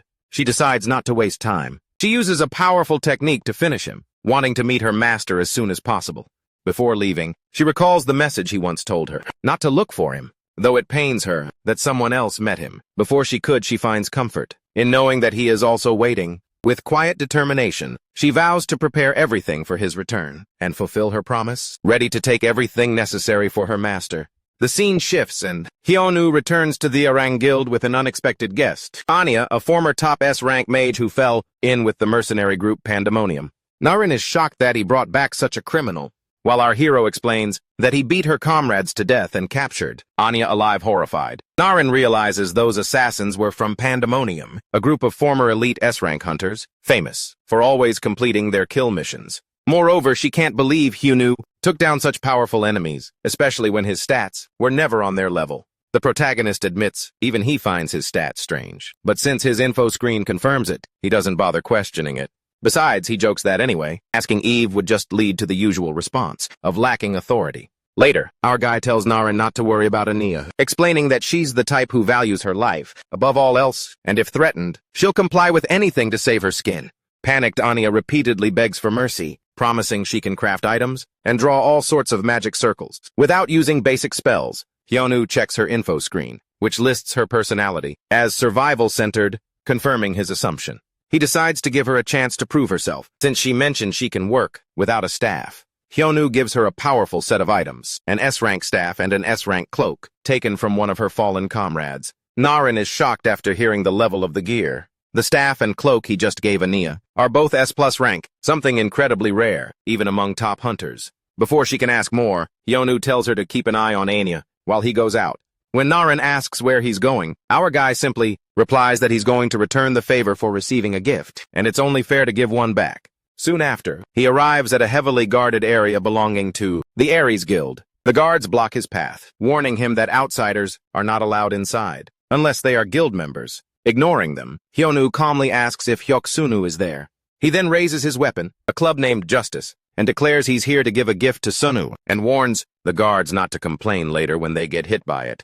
Clearly ready to retaliate against the guild, in his own ruthless way. The hero storms the Ares Guild building, swinging what looks like a harmless toy hammer. But each strike sends people flying. The guild members panic, completely unable to understand why they're being crushed by something so ridiculous. Our guy mocks them as they try to fight back, teasing that anyone who gets in his way should be ready to die. Fear spreads quickly, and someone rushes to inform branch manager Hyoksun-woo that Hyonu is attacking everyone in the guild over a call in his office. Sunu is both furious and horrified, realizing that if news gets out that the mighty Ares Guild was taken down by a toy hammer, their reputation will be ruined.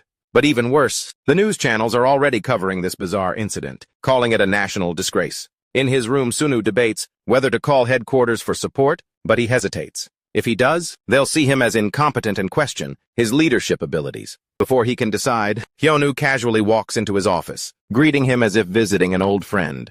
Without waiting, the protagonist raises the toy hammer again, reminding Sunu of the previous issue of damages compensation. Adding to that, he scolds him for sending assassins like Pandemonium, wondering if Sunu wants to die. Realizing resistance is futile, Sunu quickly changes his tune, offering cooperation and asking what compensation Hyonu wants. Hyonu tells him to prepare 20 billion won, making Sunu curse in disbelief. Later, Hyonu forces Sunu to agree to pay a hefty compensation, and warns him to think twice before sending assassins again, or he'll make them pay. Indeed, our guy orders Sunu to call a hospital for the injured, showing he means business. This makes Sunu lose his temper, and vow to eliminate Hyonu.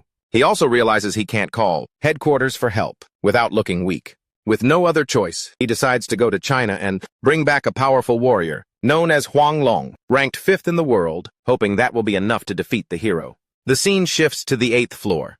Gui stands over the defeated Guardian and takes over the final city. As promised, the Guardian pleads and fights weakly, but Gui advances step by step, ignoring the pleas. With each slow step, the Guardian screams and falls until the attack ends on the 5th move, and the Guardian is done for. Gui laughs that this victory was more like a 5-step sweep than 10 steps, and tells everyone to go on and enjoy the next floor. The news explodes after Hyonu's attack on the Ares Guild. Live reports show dozens of ambulances at Ares, and many guild members have been taken to the hospital. While security, cameras and social media spread footage of Hyonu using a toy hammer. People laugh, gossip, and mock Ares, and there are rumors that Ares might have to transfer dungeon rights to our hero. Sihun worries about this, that it could lead to criminal charges and detention, but Hyonu remains calm and reminds him that the guild threatened his life first and calls his actions self-defense, downplaying the damage. Besides, he remembers he has a paid speaking engagement for new hunters from Japan.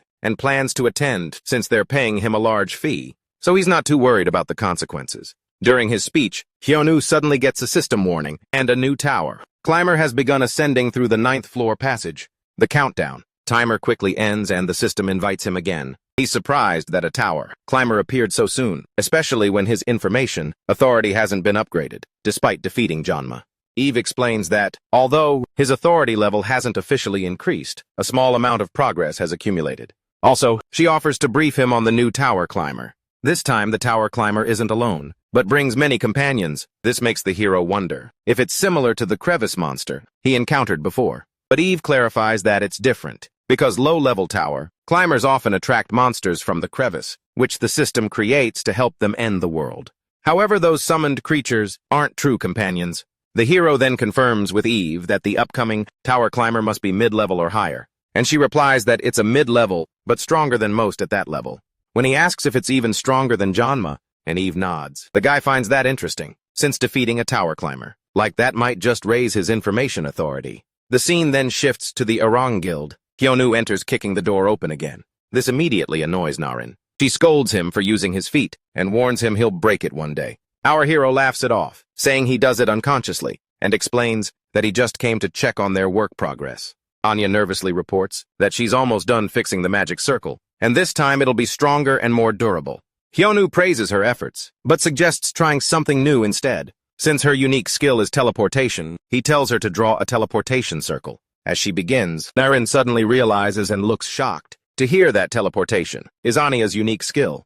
Narin then asks why Anya never used her teleport ability to escape if she had it all along. Anya nervously explains that her skill can't be activated by her own mana, and she needs the support of a magic circle to use it.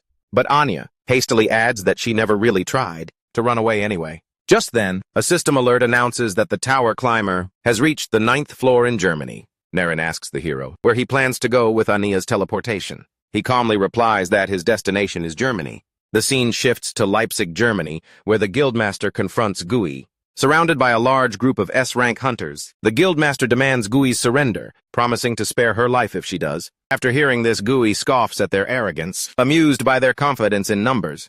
No matter how strong she is, she can't withstand the combined attacks of so many hunters, such high-level ones. Hearing this, Gui finds their belief ridiculous. Moreover, Gui declares that just as they have their comrades, she will fight alongside hers too. Introducing herself as the embodiment of the deepest fears, the master of all things imagined in the dark, the force that devours courage, and the leader of the Hyaki Yagyo, the mysterious god of chaos. Meanwhile, back at the Orang Guild, Hyunwoo checks on Anya's progress with the teleportation circle. Anya reports it will take another 5 hours to complete. Suddenly, Narin bursts in with alarming news that a crevice has opened up in Germany and adds that reinforcements have been requested from him, and the topic has taken over the global news.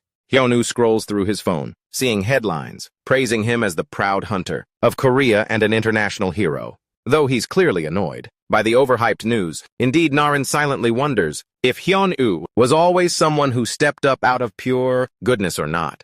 Meanwhile, in Germany, Gui proposes a sinister game to the hunters before her and announces she will stay in the city for 24 hours. If someone can defeat her in that time, she will end her conquest and withdraw peacefully. Furthermore, if not, the attack continues. So, she warns she'll proceed and destroy the next city if no one can stop her. The damage is immense. Around 20,000 civilians were often reported injured or killed, and the deployed hunters suffered devastating losses. 32 S-rank hunters and 68 A-rank hunters were wiped out, making this crisis even worse than the Rift incident in Japan. Attempts to call on the world's top S-rank hunters for help mostly failed, leaving the local teams overwhelmed. Then news broke that Kim Hyunwoo, the Korean hunter who defeated Janma in Japan, was being sent as reinforcement, giving everyone a tense hope. Suddenly, Hyunwoo arrived in Germany via teleportation and wondered how magic made travel so easy. As soon as he landed, he kicked away a weak monster nearby, annoyed by its noise, then looked around wondering where the real threat was.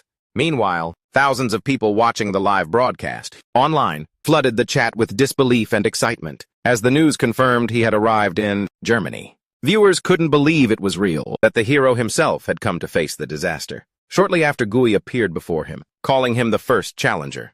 Our guy mocked her old-fashioned way of talking, asking if only her mouth had gotten old. Gui coolly remarked that he talked too much. But Hyunwoo clicked his tongue and criticized her for turning the city into a pile of ruins, asking if she intended to take responsibility. She laughed at the question, saying she couldn't tell if he was being arrogant or just foolish. But the main character was firm and told her that either way, it was none of her business. Then Gui's tone changed, and she called Hyun-woo a fool of this floor, saying she usually took her time with the first challengers, but his attitude crossed the line. Additionally, she recalled a dragon that once survived 5 steps, and another arrogant man, who claimed to be the strongest in the world, lasted 7 steps. With a cruel smile, she decided to see how long Hyun-woo could last, as she began her death march. Each step shook the surroundings, and our hero immediately sensed something was wrong, because the mana around them was changing abnormally. Her steps were not normal, as they were expanding and crushing the entire space with immense energy. He realized the steps themselves were the weapon, and he had to stop her from going any further. Our hero braced himself, gathering all his strength and unleashing his strongest attack. But with each step, 4, 5, 6, the pressure grew heavier, and by the 7th step, his body trembled as his own mana spiraled out of control, expanding automatically against his will. The crushing force felt unbearable, as if his body could be torn apart, but he refused to give in and pushed forward. Gui watched with admiration and commented that he was stronger than the previous opponent who claimed to be the strongest in the world. Her steps continued 8, 9, until finally the 10th step landed. She taunted him with congratulations, saying he had almost blocked 9 of her steps, but had failed to block the last one. Seeing the 10th step land, with the opponent's energy pouring down, our hero, he could feel his body being torn apart. The tower climber was amazed at his ability to withstand the full force of her 10-step technique. She explained that because Hyun-woo could withstand her power, the damage to the area was minimal. Otherwise, on the previous floor, the entire city was devastated in 5 steps. Our main character realized that If was right when she said this tower climber was stronger than Janma. The tower climber thought our hero had no energy left to fight, and asked him if he would beg for his life or bravely await death. However, our hero just wanted to destroy her. The tower climber became serious for a moment, and started laughing at our hero, calling him different from the others. But then she promised to go all out in this battle, using all the mana that she as the god of chaos could wield. As she began to summon her power, our hero realized it was different this time, and much heavier than before. As the attack descended on Hyun-woo, he started to get injured. But then, the system announced that he had suppressed the mana expansion happening inside him. Our hero's endurance level increased, seeing that it was previously at S rank, and he could withstand the abnormal damage before. Our hero felt confident that with this level up, he could surely withstand the next blow. Shortly after, the system announced again that external mana was forcibly entering Hyun-woo's body, and his mana was being forcibly awakened. Suddenly, his mana level also increased. Our hero realized the same thing had happened with Janma. He started to smile with delight, trying to think of something to do. Suddenly, he remembered his 10,000 masters in the tower. All the characters from web novels, comics, and anime were just fictional characters combined. But to our main character, they were his masters. From his masters, our hero had learned the technique of the destroyer. It was used by Asura to stop the demon god in mythology. Our hero began to focus on his technique, and seeing the summoned energy, the tower climber was shocked. Seeing 4 arms appear behind our hero, the monster realized she had underestimated her opponent and needed to end the fight quickly. She started to step, but the magic hands grabbed her leg before she could even count 1 step. She tried to escape and take a 2nd step, but our hero also grabbed her other leg. The god of chaos became furious and continued her steps. Her 10 steps of annihilation was a stacking skill, not weakening, just because she couldn't take a step. She tried to stack it again, but our hero wouldn't let her finish. She realized her power was no longer stacking and was enraged that our hero could actually stop her. She continued with the 4th step, and the energy poured down on our hero again. The tower climber started boasting about her power, thinking her strength must be crushing our main character. As she took the 5th step, laughing in glory, Hyun-woo stomped on her foot and said her power was even worse than before. The god of chaos was too shocked to speak. Our hero took his turn to show what real power was like. He used the martial god destruction fist, and the tower climber was shocked to see the absolute power before her. Our main character used the martial god destruction fist to end the match. And as the energy poured down on her, the mysterious god of chaos was left speechless in awe, seeing her life end in an instant. Suddenly, the system congratulated Hyun-woo for capturing the mysterious god of chaos and invited him. Our hero was teleported to If's place, who welcomed and thanked him for taking down the god of chaos. She announced that as a result of the battle, his information authority had increased, from low level to low mid-level. If informed our main character that she had invited him here to inform him of the authority promotion. Hyun-woo realized this was the first time he'd been called after defeating a tower climber, but his assistant just wanted to inform him as soon as possible. Our main character realized that the room had gotten bigger than before. If explained that every time he gained authority by defeating a tower climber, her room also changed. She added that his new upgrades also included the ability to decorate the room. By imagining the room's interior and pressing a button, our hero could transform the space into his imagination. Our hero pressed the button, and the room suddenly turned into the first floor of the tower. Leaving If amazed, he pressed the button again, and the space transformed into his room. If was amazed by the room's decoration, because although she knew how to use the button, she didn't have the authority to do it herself. This was the first time she had seen the room on the 9th floor. Our hero started to pity his assistant when she explained that she had always been in this room since her creation, and she only slept on the table when she was tired. With the increased authority, If explained that our hero's information authority and notifications, along with his entry skill, had also been upgraded. With this entry skill, our main character could enter the space without an invitation once a day.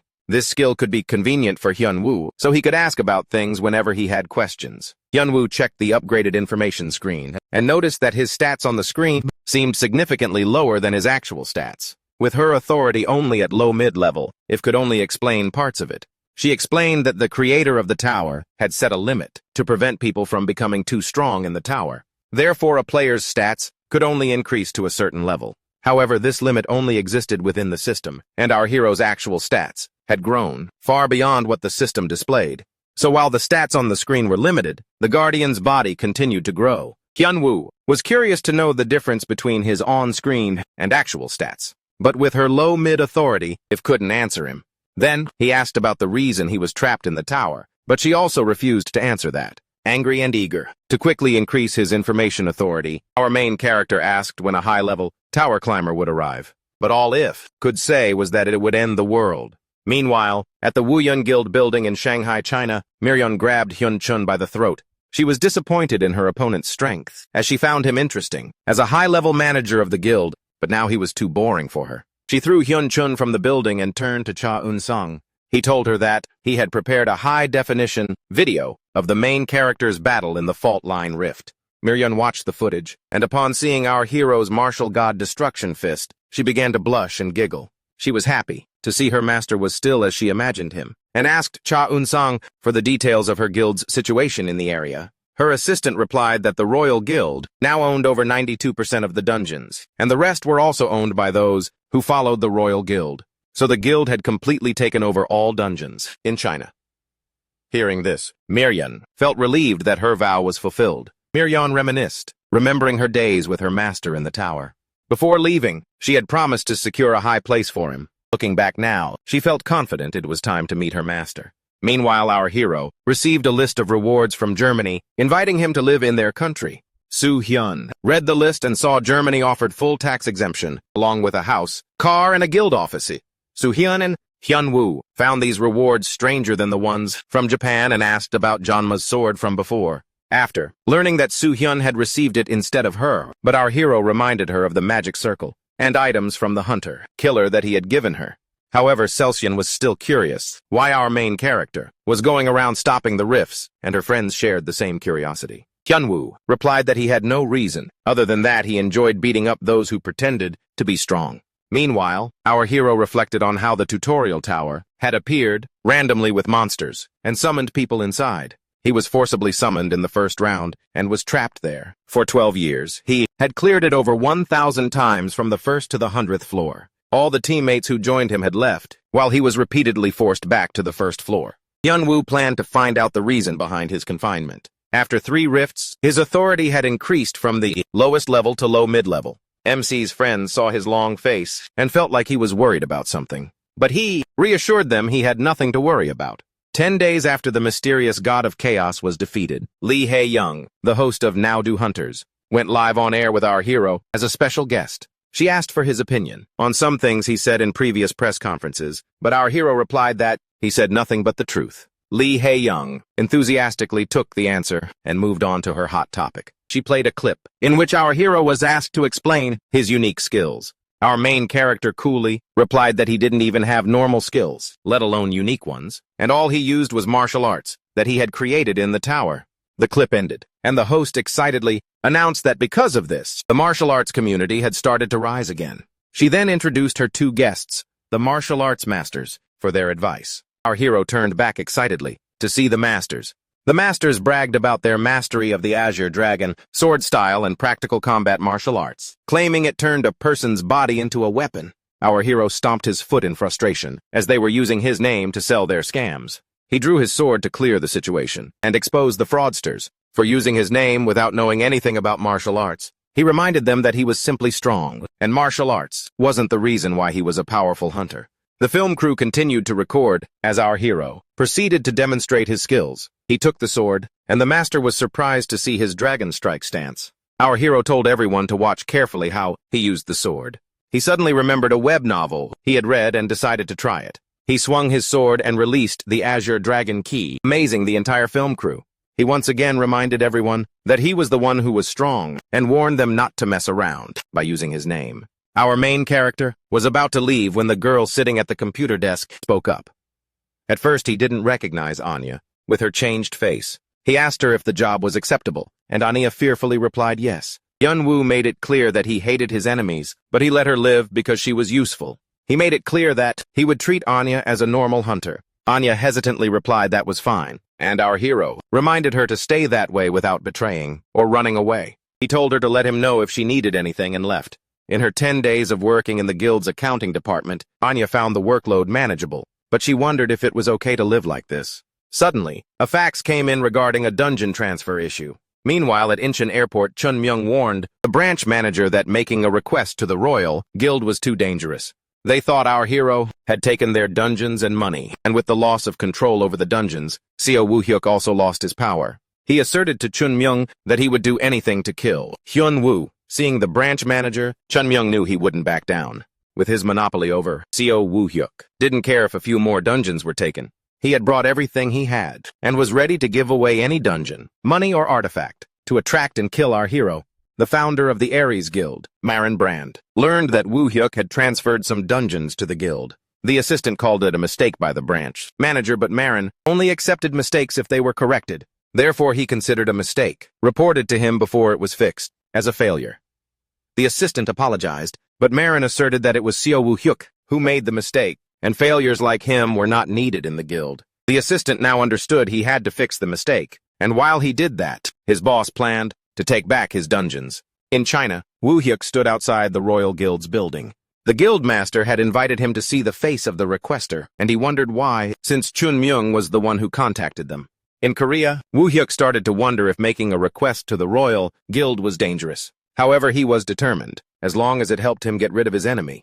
Just then, the guards invited him in, and Seo Woo-hyuk smiled, thinking this was the end for Hyun-woo. Seo Woo-hyuk walked through the gate where the Royal Guild's master, Miryeon, was sitting. However, upon passing through the gate, he was surprised to see a girl sitting on the throne. He bowed respectfully to her and introduced himself. Miryeon confirmed with the guest about his murder request, but as Woo-hyuk tried to say the name, a sudden fear came over him, warning him not to speak our hero's name. But he knew he was dead either way, if he returned empty-handed. So, he told Hwang Ryong he wanted Hyun-woo dead and promised to pay her 800,000 won and 20% of the Ares Korea branch's dungeons. Miryeon flew into a rage upon hearing her master's name. She attacked Woo-hyuk, causing an explosion. Woo-hyuk sat trembling and confused, not understanding why the person who owned all of China would react like that. Seeing her call our hero master, he pleaded for Miryeon to stop saying she was mistaken. After confirming that Miryeon thought Hyun-woo was her master, and that she had met him in the tower, Seo Woo-hyuk realized he had a way out of this situation. Seeing that she was Korean, he told her that Hyun-woo was not her master. He explained that all 158 towers were designated for different regions. The tower in Korea only summoned people from Korea, while the towers in the US were divided by states. Woo-hyuk explained that since Miryeon was Korean, she couldn't possibly have met Hyun-woo, as he had been trapped in the Korean tower for 12 years. Miryeon struck Woo-hyuk again, furious that he said she was mistaken. She insisted she was not mistaken, because she hadn't conquered the tower in China. At that time, she had gone to Korea on her father's orders and was pulled into the tower. There, Woo Hyuk tried to convince her she was wrong, but that only angered Hwang Ryong further for denying her master. Miriam had built her entire appearance, according to her master's wishes, her long hair, her master's mark engraved on her back, and even her name. By denying her master, Seo Woo Hyuk was also denying her. Hwang Ryong began to rage and decided not to let him die peacefully. She decided to punish Seo Woo Hyuk for trying to kill her master and denying her to save himself. Meanwhile, our hero and his assistant were watching TV in If's room. At first, he thought his skill was useless, but now he was engrossed in watching all the dramas. He wanted to see. If asked him to create a PlayStation for her, as she could only maintain the system, but couldn't create objects. Our main character created one for her, and If hugged him in excitement. Seeing her happy, he felt like he had a daughter. Then If went on to tell him something, but warned that she could also be mistaken. Suddenly, our main character was teleported back to his friends. They saw him completely still, not eating or drinking. Hyunwoo was lost in thought, remembering If's words, that there might be a tower climber on the 9th floor where he was. But it was just a guess, so she wasn't sure. Before our hero left the tower, 3 rifts had appeared. Normally, they should have disappeared, but 2 rifts hadn't, which made her suspicious. Yesterday, Won Hyung asked to go with our hero to Germany. Hyunwoo intended to return right after he was done, but Won Hyung wanted to tour the country. Our hero believed the whole city would be devastated after the incident anyway, but Selshin informed him that it was probably already restored, thanks to the mage class hunters. She explained that mages with magic circles could help the city recover quickly, doing years' worth of work in just a few days. She added that mages were the reason cities didn't turn into wastelands when monsters and rifts constantly appeared. The reason Hyunwoo's friends wanted to go to Germany with him was for an auction taking place a day after his awards ceremony. They explained to him that the International Hunter Association was holding an auction in Germany this year. They wanted to go with him via teleportation because it saved them from getting on a plane. Our hero agreed, and his friends assured him he would enjoy the auction, as it only sold carefully selected items. Hyunwoo knew that the Hunter Association thought the remaining rifts were due to their rank, if was right. Then there were currently 2 tower climbers on the 9th floor. Our hero's information authority didn't work on tower climbers, so he couldn't find out who it was by checking everyone. However, that would be too much work. Our protagonist knew he needed to be strong. The last 2 battles had made him stronger, but they were only mid-level, and a high-level tower climber could appear at any moment. Without realizing it, he said out loud that he needed to prepare, confusing Seyeon. Meanwhile, Chun Myung burned the contract and assumed Sunu was probably dead, since he hadn't returned yet. As the branch manager met his end, Chun Myung thought of escaping. With all the evidence burned, he thought his money was enough to go into hiding, and assumed the main office wouldn't bother looking for him, and would blame Sunu. However, just as Chun Myung reached for the door, an assassin chopped his hand off. The knight played with him and joked about missing his shot. Chun Myung recognized the knights, but the assassin hunters under the main office are the knights, consisting of those in the top 40 of the rankings. He now realized escape was impossible. The knight cleared his confusion and said he should know why the knights are here. Chun Myung tried to run away, but the knight stabbed him with a knife. Another knight entered, surprised by the quick takedown, and the 2 proceeded to leave. The knight explained to his comrade that Hyuk Sunu was captured by the Imperial Guild, so they probably didn't need to deal with him. After he entered the castle, a dense flow of mana exploded from it, so the knights assumed Hyuk Sunu was already dead. If he were still alive, they decided they would deal with him when he returned. The other knight was surprised when his comrade informed him that 4 knights would go to deal with our hero. However, realizing he had handled 2 calamities, the knight understood the manpower needed to deal with him. He started to boast about the powerful artifacts, but his comrade stopped him from revealing their secret ranking. Meanwhile, the auctions in Germany began. People kept asking our hero to take off his tracksuit, but our hero didn't care about people's complaints, and everyone had now accepted his style of clothing. Even when he attended the award ceremony, in his casual clothes, not a single article mentioned it. After looking through the items at the auction and realizing there were no S-rank artifacts. However, our hero had an S-rank artifact dropped from the mysterious god of chaos that he got at the award ceremony. He was confused when he saw no skills or adjustments on the artifact. However, Hyunwoo didn't think he would earn much, as the artifact was too small to be a weapon. He started to look through the description, and the low information authority made him even more curious. He started to look at the other items. The auction continued, and our protagonist looked at the item's description. The auctioneer announced the Great Spear of Aslan. Our protagonist looked at its description, but the no authority thing annoyed him, and he left the auction. So Hyunwoo decided to take a walk outside. Suddenly, someone knocked down the guards and attacked him. Our protagonist saw the attack and dodged it. He proceeded to block the knight's attack and threw him away. He was confused to see these hunters. The knights told him they were here to kill him and started to boast about their skills and rankings. However, our protagonist was tired of people showing off their skills. He threw a rock at one of the knights and took him down. He told them they always talk too much for people who get taken down so easily, and this time he was going to punish them. Meanwhile, the boss received a report that the knights couldn't kill the target. He told his assistant to tell number 5 to make sure his mistakes don't get out. Seeing the fight, Marlon Brand thought his knights had already started their ambush, or would be in battle. However, the assistant was worried that the knights were up against a strong opponent, and they lacked the skills to fight. After knowing who the knights sent to find Hyunwoo were, Marlon Brand reassured his assistant it was fine. Anyway, Marin didn't think his knights would handle the opponent. All he wanted to do was test how his artifacts would affect our protagonist, and he had something else to check too. Meanwhile, the assistant informed the creator that 2 tower climbers, Jonma and Miriam, had been defeated. The creator was surprised as he thought the guardian would be a sacrifice for the tower climber. He then asked who the next tower climber would be, but that hadn't been decided yet. The creator was now excited to look forward to the next unexpected obstacle for our protagonist.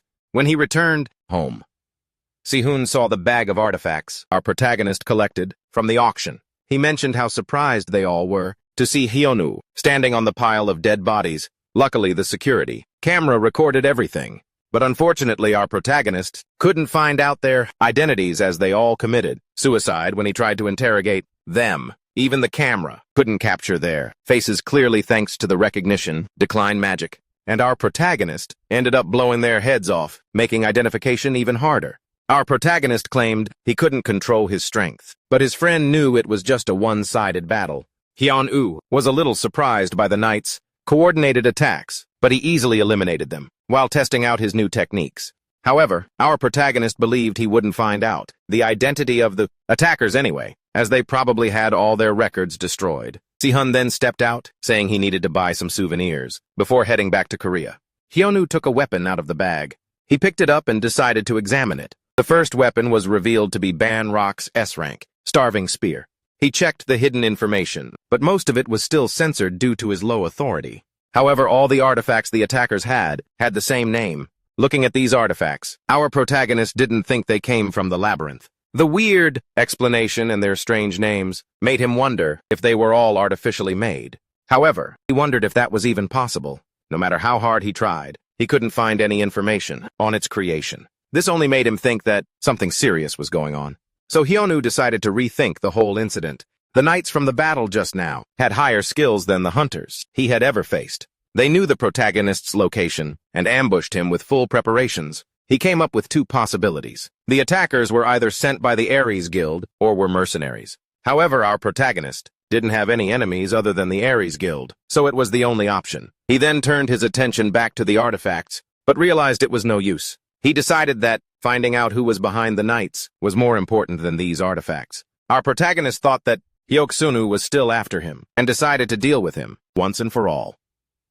He went to the Ares Guild building and beat up a guy to ask for Hyuk-sunu's whereabouts. The man trembled in fear and tried to tell the protagonist he didn't know, but Hyunwoo refused to accept that answer. He knew his enemy was not in the building and asked the staff where he was.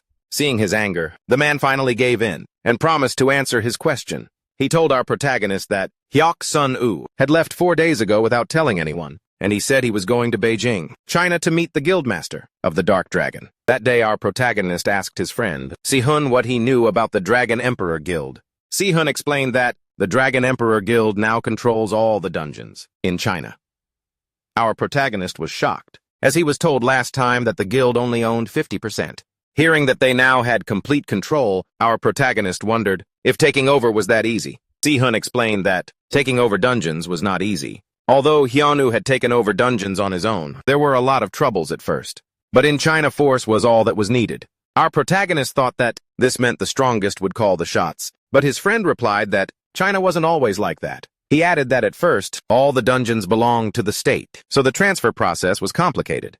However, 3 to 4 years ago, things suddenly changed. It was rumored that the person who changed such laws was the guildmaster of the Dragon Emperor Guild. This all happened right around the time the Dragon Emperor Guild appeared right after the law was changed and started expanding. Our protagonist deduced that the Dragon Emperor, Guildmaster, was already a big shot in China before, but couldn't believe the rumors. Hyonu started to think if he had ever discussed the outside world with his disciple, and decided to recall his conversations with her. He remembered Miriam kneeling before him, talking about her identity, but he interrupted her.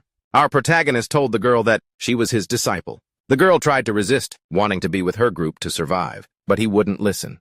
During training, when the girl stood before a monster, she pleaded for her master's help, worrying she would die. Our protagonist reassured his disciple that he wouldn't let her die, and he would protect her. When Miriam finished the tutorial in the tower, she didn't want to leave, as she wanted to learn more from her master. But our protagonist told her that she didn't need to learn anymore. She was not the weak girl she used to be, and no one could force her to do anything. So he told her to leave and never forget her lessons. He told her that nothing except him could be above her and everything else was beneath her. Our protagonist now realized that everything he said was nonsense. He tried to recall what the girl had told him, but couldn't remember because he had ignored it. Realizing he couldn't remember much, he asked his friend for more info. Sihun explained that he didn't know much, except for the rumor that said the guild was like an empire. So our protagonist got up and prepared to leave for Beijing, China. Meanwhile, at the Dragon Emperor Guild Palace, China, Miriam lay in bed looking back at her life. It had been 4 years since she was in the tower.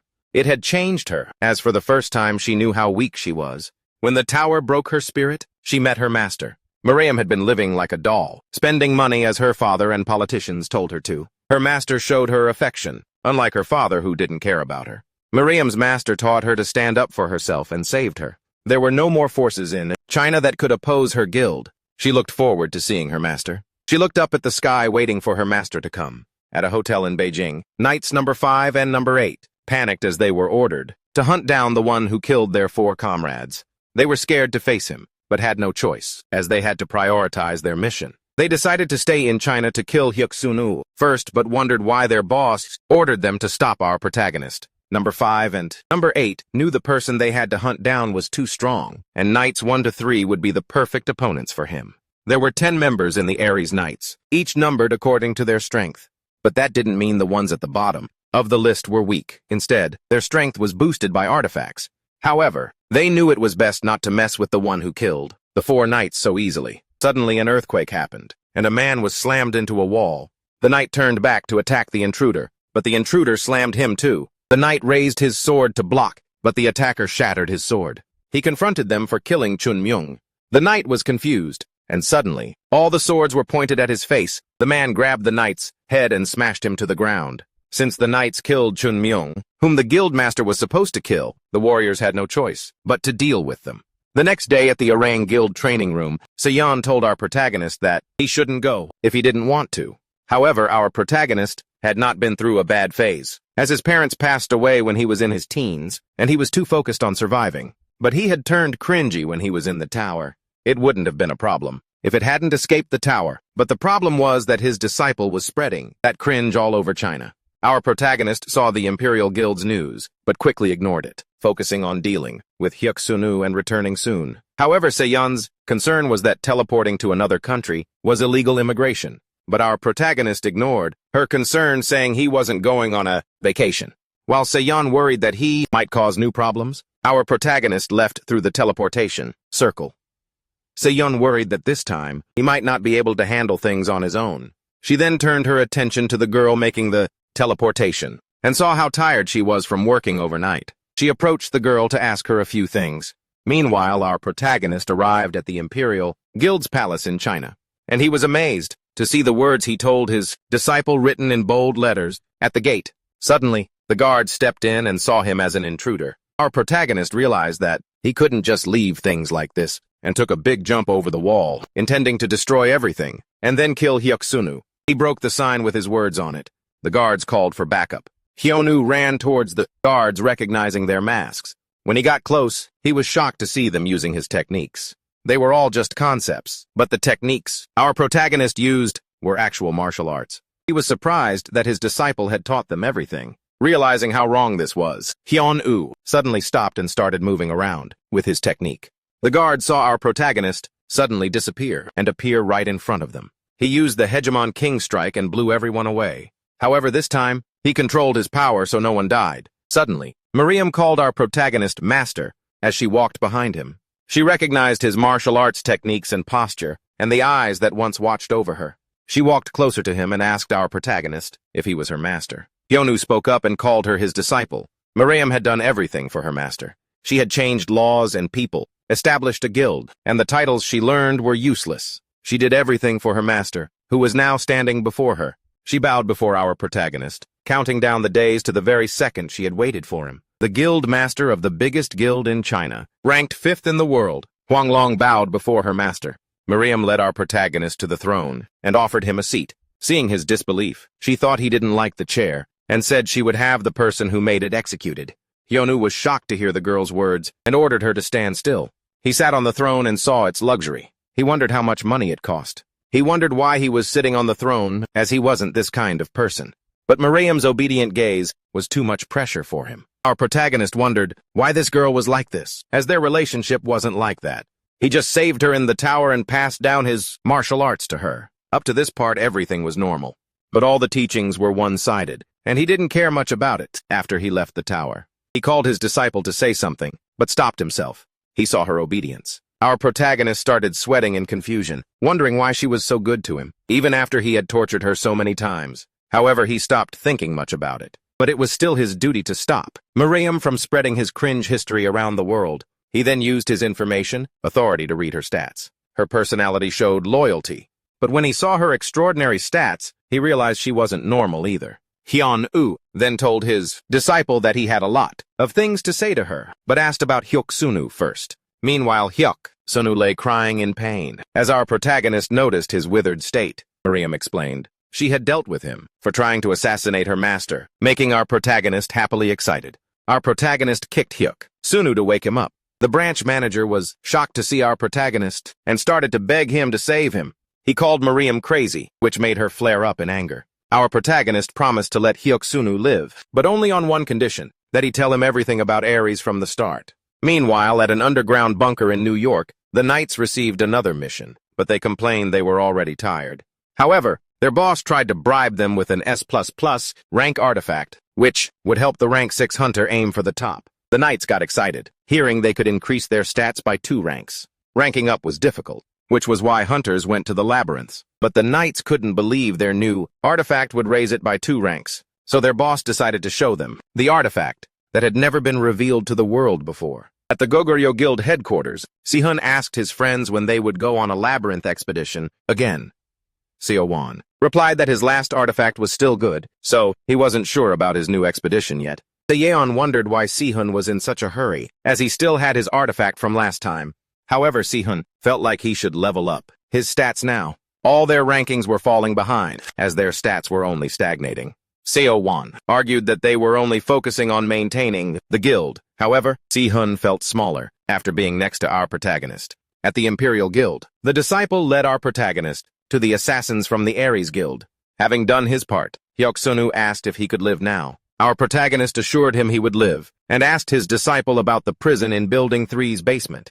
Miriam explained that the prison was made by modifying a dungeon. D-rank rats, countless man-eating rats swim there, and anyone above C+ rank would be immune to the attacks. However, they would still suffer endless pain unless they could get out. Our protagonist decided to lock Hyuk-sunu in prison for 30 days. He tried to resist as the disciple followed the orders and dragged him out. Hyonu picked up the ring dropped by the prisoners. When he checked it, he saw it was identical to the ones he found at the auction. Since the prisoners were from the Ares Guild, he refused to let them go. Our protagonist then proceeded to leave. His disciple worried that he was going out and asked if he wasn't going to guide her. Our protagonist said he would discuss that with her later. She tried to speak, but he refused to repeat his words. He told her he would talk to her after he dealt with the Ares Guild first. After our protagonist left, Miriam turned to her disciples and ordered them to kill any members of the Ares Guild found in the area. Hyonu brought the ring to Eve. She checked it and realized the ring was not an artifact, as they were created by bringing items made in other floors to the labyrinth, after categorizing them using different methods, such as their myths or backstories, or giving them skills and adjustments. Our protagonist wondered what would happen to the other floors if the items were taken from them. Eve explained that those floors would simply be erased from existence, as the tower climbers needed to destroy a floor to climb the tower. Our protagonist then wondered what the ring exactly was. Eve believed it was a copy, a very well-made one by a tower climber. Our protagonist now wondered if the Ares Guild had anything to do with the tower climber. He recalled Eve mentioning the possibility of 2 tower climbers on his floor and realized that he might have just gotten a clue about the tower climber and messed with the Ares Guild at the same time. Then, he turned his attention to the mess in the room and told his assistant to clean up. Our MC took the controller and put the console away. Eve saw the console disappear and started to cry. She begged, the guardian promising to clean the room and do everything, and pleaded with him to return the console. Meanwhile, at the Royal Guild, a hunter sneaked into the castle to rescue 2 knights and eliminate Seo Woohyuk. But then Miryeon sneaked up behind him, asking if he was from the Ares Guild. However, she didn't care and decided to take all her anger out on him. She dashed towards the hunter and punched him in the gut. When he returned home, our main character went back to his room, after comforting Eve who had her save data deleted. He suddenly saw 2 hunters waiting for him in his room. He immediately thought of Soo-hyun, but realized he would be back by dawn because of a shoot. The hunters told him not to worry about his friends, but our hero said that they didn't need to come, since he was planning to visit them. Suddenly, the window broke and our hero jumped out. The S-rank hunter threw his spear at our main character, but he caught it. He tried to throw it away, but it suddenly disappeared, surprising him. Suddenly, the hunter jumped from behind and attacked our hero from above. Hyunwoo checked the spear's stats and realized it had the ability to teleport back to its owner. Suddenly, papers started flying in and trapping our hero inside. He looked up and saw a level 10 wizard, the highest-ranked hunter, flying in. The hunters were surprised to see our hero still smiling. They rushed in to attack him, thinking he was just pretending to be brave. Our MC was impressed by their speed, but he was still faster. They attacked with the spear, but he dodged it with ease. He took his turn, unleashed a punch, and threw the hunter away. The hunters used a smoke cloud to blind our hero, and another one snuck up behind him. The attacker landed a successful blow, throwing our hero into a corner. Our hero decided to use his incomplete ability. The hunters were shocked to see him disappear, but then suddenly, he teleported behind them and punched them to the ground. Hyunwoo had used his warp shift ability to move quickly in the blink of an eye. However, his opponents got back up. Our MC scoffed at his opponents, but he had used his ability too quickly, and now his veins were messed up. Suddenly, a hunter attacked from behind, but our hero managed to dodge it. However, another one attacked from the front. One was exploding monospears to disrupt Hyunwoo's movements, while the other stuck to him to prevent him from approaching the spear thrower. Our hero was impressed by the attacker's combination. However, his warp skill still needed time. The hunter ran towards Hyunwoo, but seeing him relaxed, he thought it was a trap.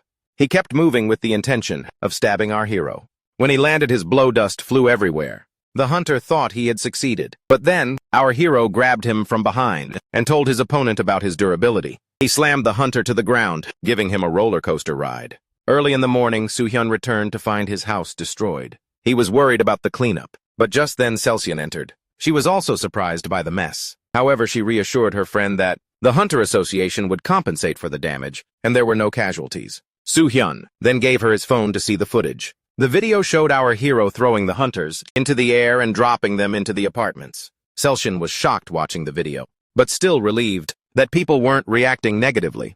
However, Soo-hyun reminded her of the time our MC passed all the questions to him, and because of that, his phone had been ringing off the hook, forcing him to change his number again. Hyunwoo left for Celsian's guild to use the magic circle again and threw his friend an artifact to cheer him up. Soo-hyun saw the artifact's level and rejoiced with excitement. At Celsian's guild, our hero read the news about Marin Brand. The hunter had told our MC everything, that Marin Brand had sent assassins to kill him, and he was hiding in a secret dungeon. Hyunwoo played the hunter's recording, revealing the secret. Ania finished her drawing and our hero proceeded to teleport to the Ares Guild's main office. Before leaving, he gave his phone to Ania and told her to give it to Celsian. The teleport was activated, and our MC suddenly found himself in a dark cave. He was confused, wondering if Ania had sold him out, but then Marin Brand welcomed him from behind. Our main character joked with confidence and reminded his opponent how he had destroyed all the assassins. However, Marin Brand revealed that all the knights were just bait to find out our hero's identity, like him being the guardian of the 9th floor. Hyunwoo was shocked. He checked his opponent's information authority, and when he saw it was hidden, he was shocked to realize that the Ares Guild's master was a tower climber. Hyunwoo found it convenient that he could solve all his problems at once. Marin Brand asked if he knew why he was summoned here. Our hero told him that he was just too confident, like all the others before him. However, Marin Brand replied that this place itself was a trap. Our MC rushed in to attack his opponent. An explosion occurred, but he was surprised that the barrier had blocked his attack. Hidden magic revealed that this barrier was different from low-level magic. Another explosion occurred, pushing our hero away. When he looked up, Hyun-woo saw all the weapons floating above his head. The tower climber introduced himself again as a seeker of reason and a desirer of the core. To those without power, he was a holy object, and to those with power, he became their evil and their failure. To some, he was a guardian who gave them the power they lacked, but to others, he was a baseless destroyer. He was called Faker, the tower climber, took all the weapons and poured them down on our MC like rain. Although Hyun-woo dodged the attacks, he couldn't close the distance because of them, so he decided to use warp, shift, and disappeared. However, with Faker's barrier, a half-hearted attack would just be a waste. So our main character decided to start with full-powered attacks. He wanted to use the Asura Annihilation move, but it would take time. So he decided to use something else. He closed the distance and unleashed the Supreme Overlord's divine kick. The barrier shattered, surprising his opponent. He decided to use the kick again. However, our hero was surprised when the kick failed and Faker caught his leg. Faker was surprised by how much mana was released in a single moment. He unleashed a punch and threw our hero to the other side. Confused, Hyun-woo realized he couldn't draw out mana. Faker revealed that the room was in a mana freeze state, as he had been monitoring our hero for a while, looking for the guardian of this floor. Faker started to explain how he figured out, through our hero's battle with the knights, that he needed mana to use his skills. Our hero didn't take Faker's explanations seriously and ignored them as the mana restriction also applied to him. However, Faker could still use his artifacts. He threw the artifacts at our hero. Hyun-woo tried to escape, but realized he couldn't use his warp shift. One of the artifacts hit his shoulder, and his opponent warned him about his S-rank artifacts. Our main character started looking for an exit. He watched his opponent closely to find whatever was freezing the mana, and suddenly spotted the spear in his hand. The spear was covered by a barrier, but the barrier wasn't strong enough to stop our main character. He jumped, and the artifacts rained down, making him back away. Hyun-woo then dashed towards his opponent, and suddenly decided to use something he had read about in the morning. He decided to use his Thunder God kick without any mana. When the kick landed, it broke the barrier, leaving Hyun-woo's opponent with an opening. He then swung his arm and took away the mana-freezing artifact from Faker. Faker was astonished to see our hero break the barrier, and decided to match his skills. He drew out the heroic Holy Sword Ascalon, with the ability to borrow skills from other weapons. It was myth grade. The hero had always fought with his comrades, giving its user a special ability. Suddenly, Faker had countless abilities. Faker dashed towards his opponent. Our hero couldn't dodge the attack, and took a hit to the shoulder. The mana freeze became a problem as Faker repeatedly landed blows on our main character. To end it all, the tower climber drew out his original weapon, the great sword Gigantomachia. He unleashed his final blows, and a brilliant flash of light enveloped them. When the light faded, Faker was shocked to see our hero was still alive. The tower climber was impressed by his opponent's endurance, but he was still confident that Hyun-woo didn't have much time left. So he asked our hero for his last words. Our hero asked the tower climber why he was trying to kill him. Faker replied that it would be easier to make this floor extinct if he killed the guardian.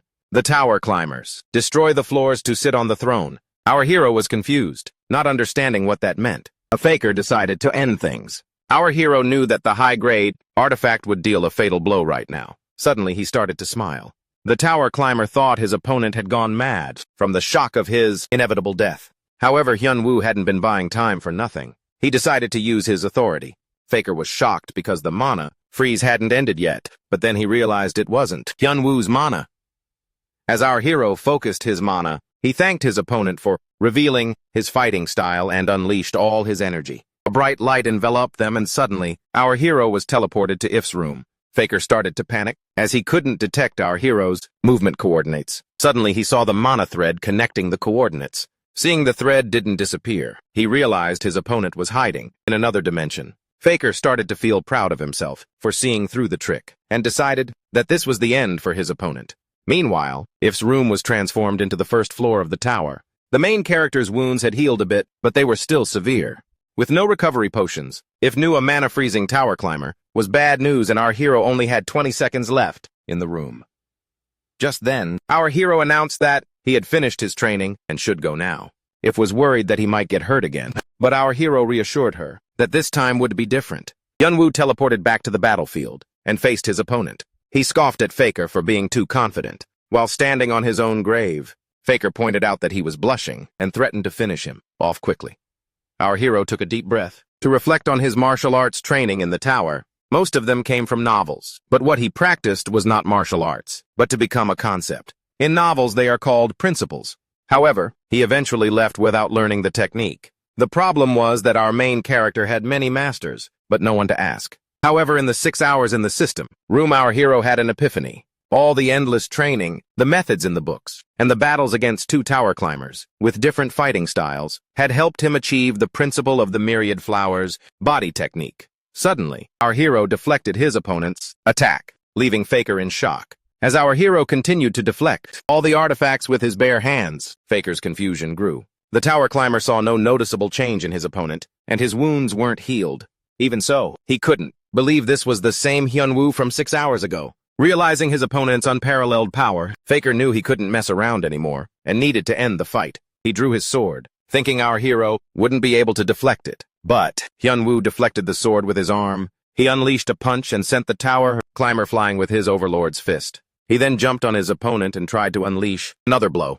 However, Faker suddenly stood up and got back on his feet. He became enraged, and our hero felt a strange energy. At first he thought it was mana, but then realized it was an artifact. Faker's sword, Gigantomachia, had the ability to amplify the stats of other weapons. He drew out the great sword thinking his opponent would be scared, but our hero saw a child in him. The tower climber couldn't handle the sword's power, meaning he only had one shot.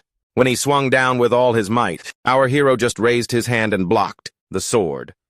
Faker was confused to see his attack stop midair. When he looked closely, he was shocked to see our hero holding the sword up with just one hand. Our hero jumped forward and returned all of his opponent's power to him. With the first form of the myriad flowers body technique, he unleashed the final blow, destroying his opponent. Suddenly, the system informed the main character that he had taken down the hidden tower climber.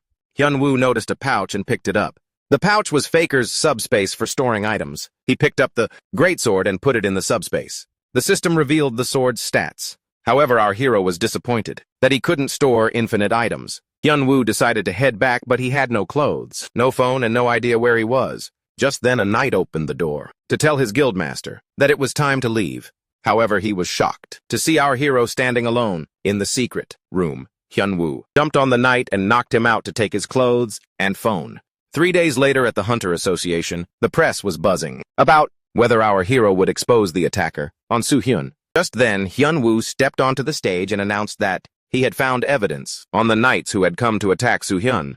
He played a recording of the knights, revealing that Marin Brand had ordered his assassination. The entire press was in shock. Our hero knew the evidence could be doubted and reassured everyone that he had CCTV footage to support the evidence, as well as more proof to back his claim. He asked the Aries Guild for an explanation and left. 3 days later in Gangdong District, reporters gathered around to ask our hero about the disappearance of the Aries Guild branch manager. Meanwhile, our hero told his friends that they were in a tower, and the 9th floor was Earth. However, his friends were having a hard time believing it, and the fact that their friend was a guardian who stopped tower climbers. Our hero asked them to just accept and ignore it, but he understood their shock and disbelief. Soo-hyun now understood why he had been going around stopping the rifts, and Selshin wondered if this time he was also going to stop a tower climber. Hyunwoo answered them that he went to destroy the Aries Guild, but their master turned out to be a tower climber, so he killed 2 birds with 1 stone. The noise from the crowd started to annoy our hero. Soo-hyun offered to talk to them, since his friend was still injured, but Hyunwoo preferred to go himself. Our main character stepped out, and when he opened his eyes, he was shocked to see his disciple bowing to him. Our hero wondered why she was suddenly here, but his friends were even more shocked that Miryeon and her guards were kneeling before him. Miryeon told her master she had prepared his personal guards, but he ordered her to dismiss them. Shocked, Won-hyung realized that Miryeon was Hwangryong, the guild master of the Royal Guild. Our main character was shocked to learn that his disciple was ranked 5th among the S-rankers in the world. When Hyunwoo had taught Miryeon, he was just immersed in his concepts and thought he didn't teach her anything useful. And now he had no idea how she became so strong. Suddenly, Miryeon bowed to her master and started to apologize. She started to cry, feeling unworthy, and called her master her entire world. Hyunwoo shouted at her to stop and hit her on the head. When she wouldn't listen, he started to get frustrated. Soo-hyun called out to him then to Miryeon, but she snapped at him. He then asked about their relationship, and Miryun replied that she was Hyunwoo's disciple. The buzz started to annoy our hero even more, and his disciple offered to kill them, but he forbade her. Just then, our hero received a message and left for the Seocho district, as the Aries Guild had finally replied. So our main character met Coward, the co-master of the Aries Guild. Coward hated having to deal with the master's aftermath. He claimed our hero had taken down Night Numb, 6 and the master, which spoke to his level of strength. But due to the increasing internal problems in the guild, Coward had no choice but to settle the issues. He asked our hero what he wanted, promising to fully comply, but was horrified when Hyunwoo demanded all the dungeons be handed over to him. Our main character reminded Coward that they could be completely ruined if he told the press more. He threatened to reveal their secrets, and seeing Coward's face, our hero knew that his guess had hit the mark. He decided to show some mercy and demanded 40% of the Aries Guild's dungeons. Our hero stepped out, smiling and singing with joy. He again saw Miriam bowing to him with her guards and told her to let them go. As he was about to leave, Miriam saw Coward in the reflection and ordered her masked warriors to assemble. Meanwhile, Carlos was suddenly tied up and kidnapped. When he opened his eyes, he saw the Royal Guild's elite unit standing before him. The guards told him that he was the reason for his kidnapping and threatened him if he ever dared to anger our hero again. In the system room, If cried about being left behind in the cold tower. She couldn't even contact the Guardian, as she couldn't call him for the next 5 days if a Guardian entered the system room. Our hero then asked her about the upgrades. If asked him to open the system screen, and our hero saw that his agility had increased.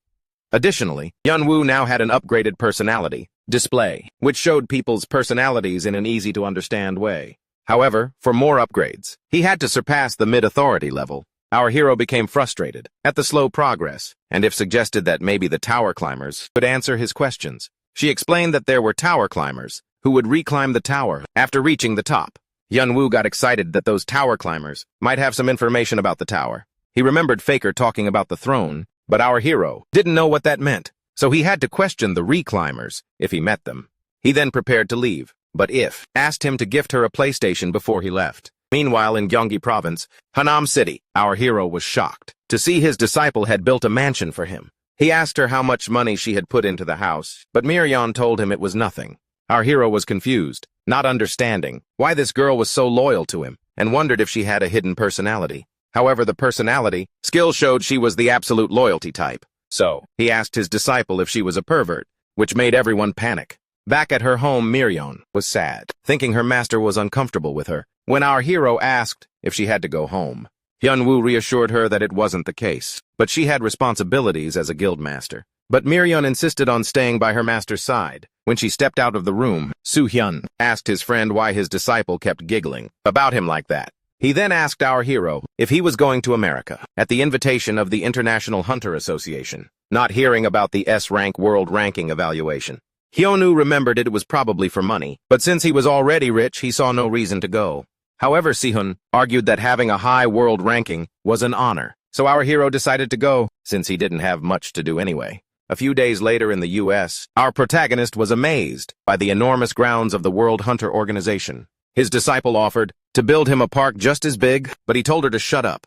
Sehun greeted Liam, a member of the High Council, and introduced his friend to him. Liam greeted our hero, but when he extended his hand toward his disciple, he was met with intense glares. Liam told Sehun that he was a fan of our hero's performance, and asked if he was here to measure his ranking. With Hyunwoo's confirmation, he proceeded to lead them to the evaluation site. Liam opened the door to the evaluation room, where S-level hunters are ranked. He then pointed to the orb that compares a hunter to other hunters to rank them. However, our hero was expecting a skills test. He proceeded with the evaluation, and when he placed his hand on the orb, the result left him speechless with shock. Seyeon said goodbye to her hunters, and as she left, she thought about how the monsters seemed stronger and smarter than before. She quickly dismissed the feeling of overthinking, and as she read the news on her phone about the rank 3 hunter joining the event, she worried that our hero would cause trouble again. A few days ago, Sehun and Seyeon had a meeting to postpone the Labyrinth expedition by 2 weeks. Sehun argued that Han Seo-won also agreed with it, and they needed a break. Seyeon then asked her friend if he would go with Hyunwoo and proceeded to end the meeting. However, before she could leave, Sehun surprisingly asked for a suggestion on a gift for a girl. Meanwhile, at the Aries Guild, Carlos thought about the guild's plummeting stock prices and Marin's artifacts disappearing. He raged as he thought about his biggest problem, Hyun-woo. The door opened and Carlos felt annoyed, but then he saw Mason from the High Council enter. Mason explained that he came here because he had a good relationship with Marin Brand. He looked around and the mess made the guild's situation clear. He offered to help Carlos as he felt his friend would be sad to return and find his guild collapsed. All he asked for was for Carlos to follow his orders. On the other hand, Hyun-woo stared at the screen and raged when he saw it couldn't rank him. Liam was embarrassed to see his system fail. Si-hun stepped up to try and saw his rank had dropped to 172. Liam was confused as he saw this problem for the first time. Just then Miriam entered, boasting that her master was #1 in the heavens. Hyun-woo felt sad for coming all this way for nothing, but Liam tried to soothe him by telling him about the commemorative food. Our hero enjoyed the delicious food, while his disciple noted down everything he liked. Suddenly, tank ranked #3 entered. Our protagonist was annoyed by the hunter's loud talking. Si-hun warned his friend not to pick a fight with this hunter, as he was notoriously bad news. Si-hun explained that Tank abuses his power to openly run illegal businesses. He's said to be the murderer-hunter type, but there are no official records of his murders. Just then, Tank recognized our hero from the news and told him to stop messing around, threatening to deal with him. Our hero responded with a witty remark. Tank got angry and swung a punch at our protagonist. However, Hyun-woo ducked and decided to teach the hunter a lesson. He swung his Hegemon King fist, slamming Tank into a wall. Tank got up. Si-hun realized that the hunter's only talent was his immortality, which couldn't be broken. The rank 3 hunter picked up a giant slab of rock and threw it at his opponent. However, our protagonist just used his elbow to shatter the slab. Tank snuck up and landed a blow on our hero. Liam saw the destruction and worried that this fight would strengthen Mason's faction if it continued. Tank boasted about his power, thinking he had defeated our hero. Just then, Hyun-woo got up, declaring that the punch didn't even tickle. He then returned the favor with another punch. Seeing his opponent withstand his blow, Hyun-woo got excited, finally having someone to test his skills on. He threw another punch and knocked Tank down. Si-hun was impressed to see Tank withstand his friend's attack like that. As our hero stood over Tank, he realized that defeating the rank 3 hunter would now put him in the 3rd spot. Meanwhile, a master congratulated his disciple for completing the heavenly demon divine art and easily mastering Hyland's insane pressure. The disciple had now completed the martial arts of the heavenly demon and the sect, and now he wanted to climb to the top and meet his first master again. After reading the news about our hero's battle with Tank, Seo-won and Hyun-woo tried to reassure her that their friend could take care of himself, but Seo-won worried that his power could cause a disaster. Seo-won recalled how Hyun-woo had taken down the corrupt hunting world and understood that our hero had many sides. But then she asked her friend if he knew anything about Si-hun, as she thought he had a girlfriend. Meanwhile, Si-hun checked the gift he bought and suddenly hid it when our hero noticed something. Liam walked right in and Si-hun apologized for the destruction. After the battle, the party was canceled and the relief team took Tank. Our protagonist became the center of attention, and Liam convinced him to stay at the hotel. Liam wanted to talk with our hero. Hyun-woo agreed and told his disciple to stay put. However, seeing Liam take her master away made her hostile towards him. Miriam quietly went around the room and sat down silently. Si-hun wanted to get closer to her, but seeing her silence made him realize it was unlikely. Seeing her happy next to Hyun-woo made him think she was sociable. Si-hun tried to start a conversation and wondered what Miriam wanted to talk about. So he asked her about how she and Hyun-woo met. Miriam agreed to tell him, but only if he told her what her master likes. Si-hun started thinking about what his friend likes. Hyun-woo really liked food when he first got out, but then Si-hun told her he likes money. Miriam told Si-hun they would talk later and then walked out, leaving him confused. Meanwhile, Liam and our protagonist sat down to talk. Liam tried to prolong the conversation with small talk, but our hero cut to the chase. Liam explained that Mason, a high-ranking member of the association, gets support from the U.S. government and top hunters, like ranks 1, 3, and 6. Seeing Mason gradually making his move, Liam asked our hero to be on their side. Hyun-woo returned to his friends and asked him about the bag full of gifts. Si-hun tried to make an excuse that they were souvenirs, but our protagonist knew they were gifts. Si-hun then asked what Liam wanted to talk about, and all our hero said was that Liam told him he didn't have to do anything. Si-hun was surprised to see Liam meet his friend so casually, but he also knew that his friend had a rank 5 hunter as a disciple, and he fought with the Ares Guild, so his mere presence was a weapon. Si-hun knew that. If rumors spread that our hero was on Liam's side, even Mason couldn't take him lightly. So, our hero got involved in their politics, whether he wanted to or not. He then asked about Liam's offer, and our hero excitedly said that Liam allowed him to use teleportation whenever he wanted. Sehun found it strange that Liam would make such an offer, but our protagonist said that Liam even invited him to the top 50 party in 2 weeks and told him he could use teleportation. At the main office of the Ares Guild, Carlos informed Mason that the dispute was resolved and thanked him for his help. But in his heart, he wondered what the intention behind Mason's help was. For Mason, the story about Marin was just an excuse, but Carlos refused to let his suspicions ruin things again and decided to protect what he could for now. Mason knew that Carlos had a few questions. He took something out of his pocket and gave it to Carlos. He asked Carlos to follow his words, and he could show him how to control the guild members. Meanwhile, at a hospital in Washington, Tank was writhing in pain. When he woke up, he saw Mason standing before him.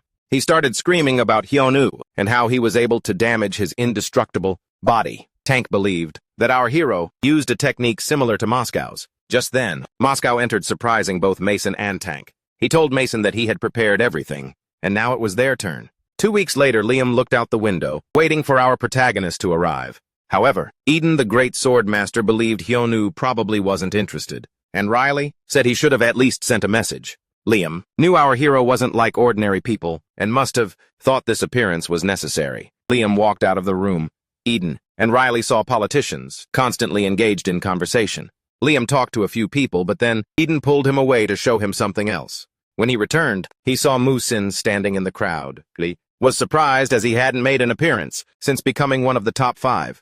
Liam felt a strange sense of unease. A man approached Musin and said he didn't expect to see him. Musin grabbed the man's head and crushed it instantly, leaving everyone in shock. At the Orang Guild, Seyeon asked Hyunwoo to create the teleportation circle somewhere else, since this was her guild. Our hero thought no one was at the guild, but decided to move it when Seyeon said she had forbidden everyone from entering. However, Anya was frustrated because she would have to draw it all over again. She had a lot of work to do, and redrawing the magic circle would make her work night shifts for 2 weeks. But our hero reassured her that she could draw it in the morning, and he would find someone to cover her work. Anya excitedly went back to drawing, and Seyeon asked her friend if he had considered Liam's offer. Hyunwoo believed the magic circle would be convenient for traveling the world, since he was always on the move.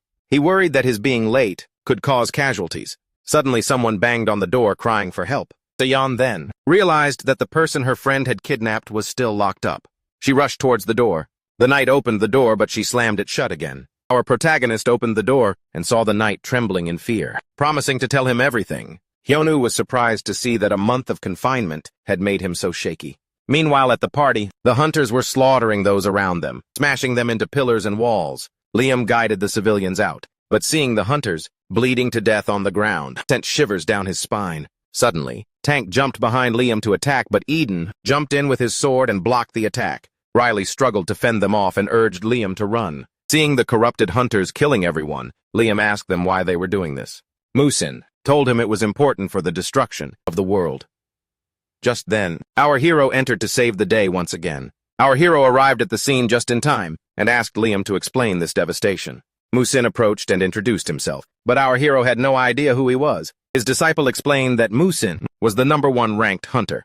Musin threatened to eliminate our hero, which made him wonder if he knew him. But Musin explained that all he knew was that he needed to kill our hero to climb the tower and launched an attack at him. Our hero blocked the attack with his hand and wondered if his opponent was a tower climber.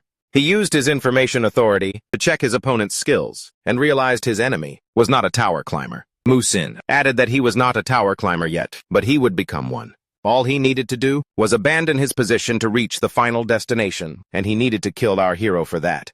Musin charged towards Hyunwoo and swung a punch. Just as the punch got close, our hero did a handspring and tried to kick his opponent. But surprisingly, Musin blocked it. Having met someone with martial skills, Musin suggested going outside and punched our hero through a wall. Miriam tried to follow after them, but Tank blocked her way. Our hero and his opponent were trading blows evenly outside. Once he took the attacks, he realized that Musin's power was no different from a tower climber's. Realizing the situation, he decided to skip the foreplay and go straight to the main event. Mandalas surrounded our hero, and he suddenly felt the mana around him increasing. The Asura shattering fist was not useful for our protagonist, as it took a lot of time. However, if it could stop the opponent from moving, it was worth it. The 10-step annihilation could not be performed, so to increase the mana around him, our hero needed what was in the mandala. He focused all his energy and unleashed it on his opponent. As the Asura-shattering fist descended on Musin, our hero was surprised to see him completely unharmed. Our hero was shocked to see his opponent take the full force of his attack. Musin was disappointed with his opponent's power and suddenly teleported behind him. He slammed our hero to the ground and said that his technique was a mockery of martial arts. Musin explained that everything about Hyonu's martial arts was wrong. His mana just overflowed through his veins and he was simply releasing it. Musin revealed he had practiced martial arts for hundreds of years, and our hero could not defeat him. Hyonu was surprised, thinking his opponent was not human. He read his stats and realized the #1 spot could not be achieved with those stats. However, it was thanks to his memory regression item skill. Musin revealed he was a mere mortal, but his skill allowed him to practice for an eternity. So he had practiced all sorts of martial arts by temporarily escaping his mortal existence. Our hero still stood there confused. Musin summoned mana to show his opponent what true martial arts were. Musin threw our hero into the air with his attack. He jumped up and smashed him back to the ground with the heavenly demon fist. Our hero crashed to the ground, and before he could get up, Musin slammed him down with an azure dragon kick. He continued to attack our hero with various martial arts combos, but to Musin's surprise, our protagonist endured all the attacks. Hyonu knew his opponent was strong, and anyone else would have been dead by now. He thought of running away like before, but he knew that his disciple would be the next target. So he decided to face his opponent with his final technique. Just as he worried that his body wouldn't be able to take it, the system suddenly informed our hero that his durability would increase. Musin decided to end the fight with his mysterious flying dragon attack, but surprisingly our hero disappeared. Hyonu jumped out from behind, surprising his opponent with a heavenly demon fist. But when he punched his opponent, Musin realized that our hero's mana was now controllable. However, he was confused to see it wasn't even an enhancement. Our hero decided to return the favor to his opponent and returned the same martial arts combo. He threw Musin into the air with the northern heavenly divine art. Musin was confused, and our hero explained that he had focused all his mana into his eyes to observe his opponent using his mana. Thanks to Musin's extremely refined mana, our hero could easily understand his moves. Musin was shocked to see his opponent learn skills just by watching. However, our hero didn't just watch. With all his combat experience so far, the massive amount of mana he maintained, and his wide-open meridians, our hero made it all possible. And now he decided to try what he had learned. Meanwhile, seeing Miriam face Tank, Liam worried that she, a rank 5 warrior, could not win against the combination of rank 3 and rank 6. Tank mocked Miriam's physique and laughed at her, calling her master a corpse. Miriam got angry. She had been waiting for a while to see her master's awesome battle, but now she had to fight. Knowing that letting her opponents live would make them a threat to her master, she decided to kill them. Energy flowed through her body, and she slammed the rank 6 hunter's head to the ground with just a kick. Tank started trembling in fear, seeing the girl staring into their eyes. Miriam turned to Tank and said he should die the most painful death possible for committing so many sins. On the other hand, our hero and his opponent continued to exchange blows. Our protagonist threw Musin to the ground. His opponent was getting better at fighting. Musin thought it was talent. He was confused because mortals could not do what our hero was doing, because only those who were truly masters of martial arts could do it. Musin decided to use his full power. Energy flowed through his body, and suddenly he transformed into a descendant of a demon god. Our hero was shocked to see his opponent transform into a demonic form. Musin asserted that our hero could not do something like this, but he had not seen the full extent of our hero's abilities. Hyonu reminded him that he was not the only one with master-level martial arts skills. He recalled the martial arts skill that the heavenly demon had shown him to win. However, our hero could not copy it at that time, but now he understood the principles of martial arts. As energy flowed through our hero's body, his opponent was shocked to see the form of the thunder god. Meanwhile, Miriam stood over Tank, who was frustrated that his skill kept failing him against everything. Miriam slammed his head down and said that skills don't matter. Martial arts are what counts. Hyonu and Musin continued to exchange blows, but after a few blows, our hero could feel his body falling apart. Musin knew he couldn't win this way. Our hero realized something was wrong with his thunder god technique, as it was consuming too much mana, and his body was about to give out. Musin felt his opponent was stronger than ever. Hyonu faced his enemy, realizing he couldn't waste time. As he tried to do something, Hyonu noticed a deathly aura creeping towards him. He hesitated to confront his opponent for using a massive mana instead of martial arts. However, Musin didn't think his opponent could handle this flow of mana. He used the demon god Annihilation and released all his mana, thinking his opponent wouldn't be able to take it. But to his astonishment, our hero blocked the deathly aura with his lightning. Now, our hero decided to teach his enemy a few moves with a more refined technique. He unleashed the advent of the Thunder God. Anna rained down on Musin, and the system informed our hero that he had defeated Musin, who was on the reserve list for tower climbing. The system increased our hero's information authority from low to intermediate and invited him to the system in 3 days. Exhausted from the battle, our protagonist took a breath. He suddenly noticed something on the ground, and when he picked it up, he saw it was the origin of Evil Heaven. The system revealed that the artifact was the secret of Evil Heaven's training. He had followed a master to become a tower climber, and with his help, he had learned various martial arts in the artifact. Being the only one on the list, Musin had to acquire the power of the labyrinth to use his ability. Our hero was confused, not knowing what the reserve list or the stone meant. Suddenly, Miriam rushed towards her master, and our hero finally let out a sigh of relief after winning the battle while a drone observed him from a distance. Meanwhile, the creator was impressed to see the hidden tower climber and the newly born reserve defeated by our hero. He believed that beings only evolve when faced with a crisis, when they struggle for survival. Their growth begins when they try to survive, and the creator believed our hero was the crisis for the tower climbers. The creator wondered if our hero had ever met the highest-ranking tower climber. His assistant replied that the one on the reserve list was almost considered his rival, but he was also dead before becoming a tower climber. The assistant didn't think the Guardian would have a chance to meet the highest-ranking tower climber, as the old star gods were hiding from the 8th floor. The creator agreed, but he also believed that it meant our hero would soon meet his end.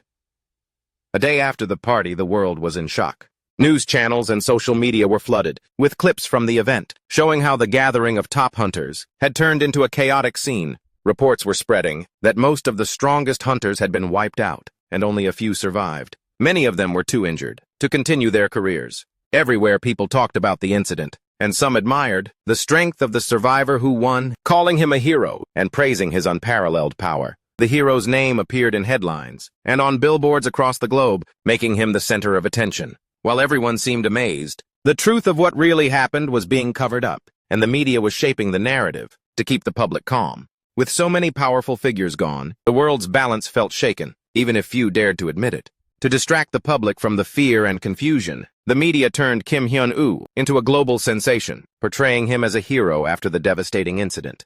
In the Guardians Guild, everyone silently accepted this manipulation, knowing that if the truth got to the protagonist, he wouldn't be happy. So no one said anything, keeping the truth buried under the praise. Meanwhile, in the U.S., Han Narin visited Hyun-woo at the hospital and checked on him, asking if he was okay. Our guy, who was still covered in bandages, replied casually, saying he was fine, and winning the match was enough for him. But Narin was clearly worried. Also, Sihun had expressed his concern earlier and told him he'd take care of the hospital. Paperwork.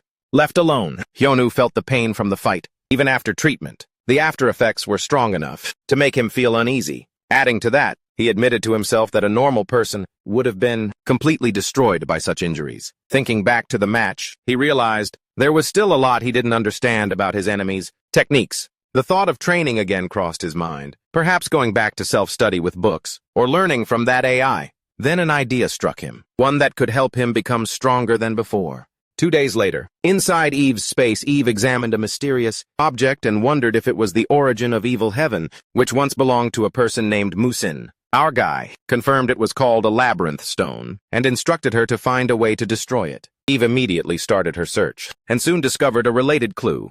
Moreover, she explained that the answer might lie within a dungeon. The labyrinth and the stone might be connected to a monster's mana core or something else entirely. But the clue suggests that a tower climber must clear the dungeon to ascend to the next floor. Hearing this, our hero decided to investigate further. Before leaving, he asked Eve if he had gotten any new skills. She immediately opened his status window, displaying the updated info that Hyun-woo was 24 and in very good condition. Most of his stats, including strength, agility, and stamina, had improved, and a new ability called psychology had also appeared. Curious, Hyun-woo asked how it worked. Eve explained that this ability allowed him to read others' thoughts twice a day, but only if he already had access to their information. Hyun-woo commented that it wouldn't be very useful against other tower climbers, but still considered it a decent upgrade. And Eve added that his notification skill could now detect almost perfectly, the exact time and location of other tower climbers. Just as she was about to mention something else, the hero noticed what looked like a gaming console in her hand. When he asked her, Eve defensively said she didn't just play games, though that's what she was usually caught doing, and insisted that this time it was different, saying that recently she had discovered something important. Miriam rushed into the hospital, repeating her master's name and checking Hyunwoo's condition. Our guy reassured her, saying it was nothing serious. Although, Miriam was still worried his recovery was incomplete and asked about healers and relics, vowing to protect him if any harm came his way. When our guy asked about Seyun, Miriam explained that she had left through a magic circle to handle paperwork, and also warned that people were waiting downstairs. Hyunwoo realized it was the reporters, and instead of avoiding them, he decided to hold a press conference right away. When he stepped outside, the reporters surrounded him from all sides, shouting questions and calling his name. Annoyed, the protagonist told them to shut up, pushing through the crowd when one of them blocked his way, and the scene ended with the reporter, John Michael, criticizing Hyunwoo's behavior and taunting him, suggesting he should remind Hyunwoo just how dangerous reporters can be. Hyunwoo was then interrupted when John loudly accused him of using the party massacre as an excuse to get rid of hunters he didn't like. After hearing this, Hyunwoo remained calm and told him he wasn't finished speaking, but John kept pushing, twisting his silence into evidence of guilt. Growing annoyed, our guy told him to leave. When John claimed the rumors came from the internet, the hero demanded to know the source, but the reporter hesitated. Finally, Hyunwoo warned that if John didn't leave in 30 seconds, the interview would be over immediately. Nearby Miriam observed the situation and quietly ordered someone to take care of John. Sometime after the press conference, Sehun read an article that claimed Hyunwoo didn't answer the reporter's question, but surprisingly, politely, asked one to leave, which Sehun found hard to believe, noting that Hyunwoo's tone sounded calm and different. Soon after, our guy returned and Sehun greeted him, asking about his recovery. Hyunwoo said he felt much better, and mentioned he planned to visit a dungeon soon. Sehun was surprised, reminding him it had been a while since he hunted for profit, and wondered if he was artifact hunting. Our hero then explained he just needed to confirm something, and wanted to join Sehun's guild for the expedition. Instead of using his own guild, Sehun pointed out that the dungeon was dangerous and impossible to navigate without a proper map, agreeing it was safer to go together. They decided to depart the following week, and Sehun promised to share the location beforehand. While talking, Hyunwoo gently patted Miriam's head, making her blush. After seeing her, the protagonist then asked about another person's well-being. While reflecting on the past, Hyunwoo remembered his time trapped inside the tutorial tower, but during that period, he once tried to take on a disciple, then quietly disappeared. But the plan failed. He then gave up the reclusive lifestyle. Then a young girl approached him and begged to be his disciple. Since she was going through a childish phase of wanting to stand out, he didn't teach her any grand martial arts, just basic exercises to help her get stronger. He figured she must be doing fine, since there was no alarming news about her. Sehun noticed Hyunwoo was lost in thought again, and turned his attention to a new article. The article reported that John Michael, the reporter who caused chaos at the press conference, had gone missing after resigning. Sehun realized he was the one who had provoked Hyunwoo before. Reading the news, Sehun felt a sense of unease and realized this disappearance wasn't like Hyunwoo's usual way of handling things. However, he made a mental note to treat the hero better from now on. At the Korean branch of Ares, the hero arrived to confront Hyuk-Sunu. Sunu was nervous, as his company was about to lose 40% of its shares to Hyunwoo, and he knew he couldn't ask Mason for help because of the recent massacre scandal. Mason's faction was tied up in the chaos, and public scrutiny was closing in. Even worse, Liam had started gaining political influence from the aftermath, putting Sunu in an even tougher spot. When Hyunwoo entered, he greeted him casually, getting straight to the point. Sunu tried to stall, saying he would negotiate to lessen the share loss, but our guy made it clear he didn't like to waste time, and only instructed him to answer yes or no from now on. Hearing this, Sunu tried to protest, but quickly realized the danger he was in. The protagonist then played a recording, where a desperate voice was heard. A man known as Number 6 was begging not to be locked up again, revealing the cruel methods Ares had been using behind closed doors. Hyunwoo used this to remind him of the company's sins, and warned that refusing his offer would only drag Ares into deeper ruin. When he asked Sunu if he still wanted to see this fight through, Sunu was completely broken and answered no. In Henan City, Miriam oversaw a meeting about securing control over nearby guilds after removing outside interference. Her subordinate reported it was all handled successfully, and she praised their efforts. Her subordinate quietly noticed how much she had changed. Once cold and reserved, she now smiled openly, showing a softer side. That surprised everyone. When she asked about the missing reporter, her man admitted there was unexpected interference, and further explained that while tracking him, he disappeared, clearly kidnapped by someone else. And the only clue left was a mysterious symbol stamped on the desk, almost as if the culprit wanted Miriam to see it. Finding this suspicious, she instructed them to investigate the mark further before dismissing them. One of her subordinates nervously asked how long she planned to be away from her position. Miriam replied that when her master headed to China, she would go with him and leave the guild management to him. The subordinate was stunned as Miriam, who was known for her cold suspicion, had finally acknowledged and entrusted someone. In her heart, she thought about her master and started blushing. In Uidong, the hero mentioned staying in a detached house instead of moving to the place Miriam arranged, saying it felt more natural. Although he still needed to handle a big matter first, one that involved over 40% of the guild's ownership. Through his psychology skill, the protagonist picked up on hidden intentions, realizing one of Ares' men planned to install a suspicious device inside a dungeon on Mason's orders, and understanding that Mason's influence was behind it. He decided to intervene instead of watching from the sidelines. At the same time, in the eerie underground sewer dungeon in the witch jungle, the CEO of Ares, Osapyeon, moved cautiously through the area, relying on his stealth to avoid the level 4 monsters. Moreover, he told himself that all he had to do was bury an object in the sand, just as Sir Carlos had instructed. Nervous but motivated by the promise of a promotion, he started digging. Suddenly he noticed something unusual, someone's shadow near him. When he looked up, he was shocked to see Hyonu standing there holding the stone. Hyonu arrived at the scene after 6 hours, seeing Hyoksunu terrified and begging to be saved. His bodyguards were nowhere to be found, making him even more nervous. The hero taunted the panicked hunter, telling him not to overreact, since they were already being lenient. Sunu realized how bad things were, thinking that from the outside, Hyonu looked like the villain. He then became more anxious, wondering how our guy had discovered everything. The protagonist sensed his thoughts and remarked that since Sunu knew he was screwed, he should start begging for forgiveness. Seeing Sunu's stunned reaction, Hyonu decided to explain how he found out, revealing a stone related to their methods and exposing that every member of Sunu's guild used the same technique. Then, without hesitation, our hero ordered him to spill everything he knew. Furthermore, he lifted the stone and threatened how it would feel to crush someone's skull if Sunu didn't talk immediately. Some time ago at the Ares Guild, Sunu was ordered to place an unknown device in the dungeon that Hyonu was about to possess. Curious, he asked what it was. Mason explained it was a detonator.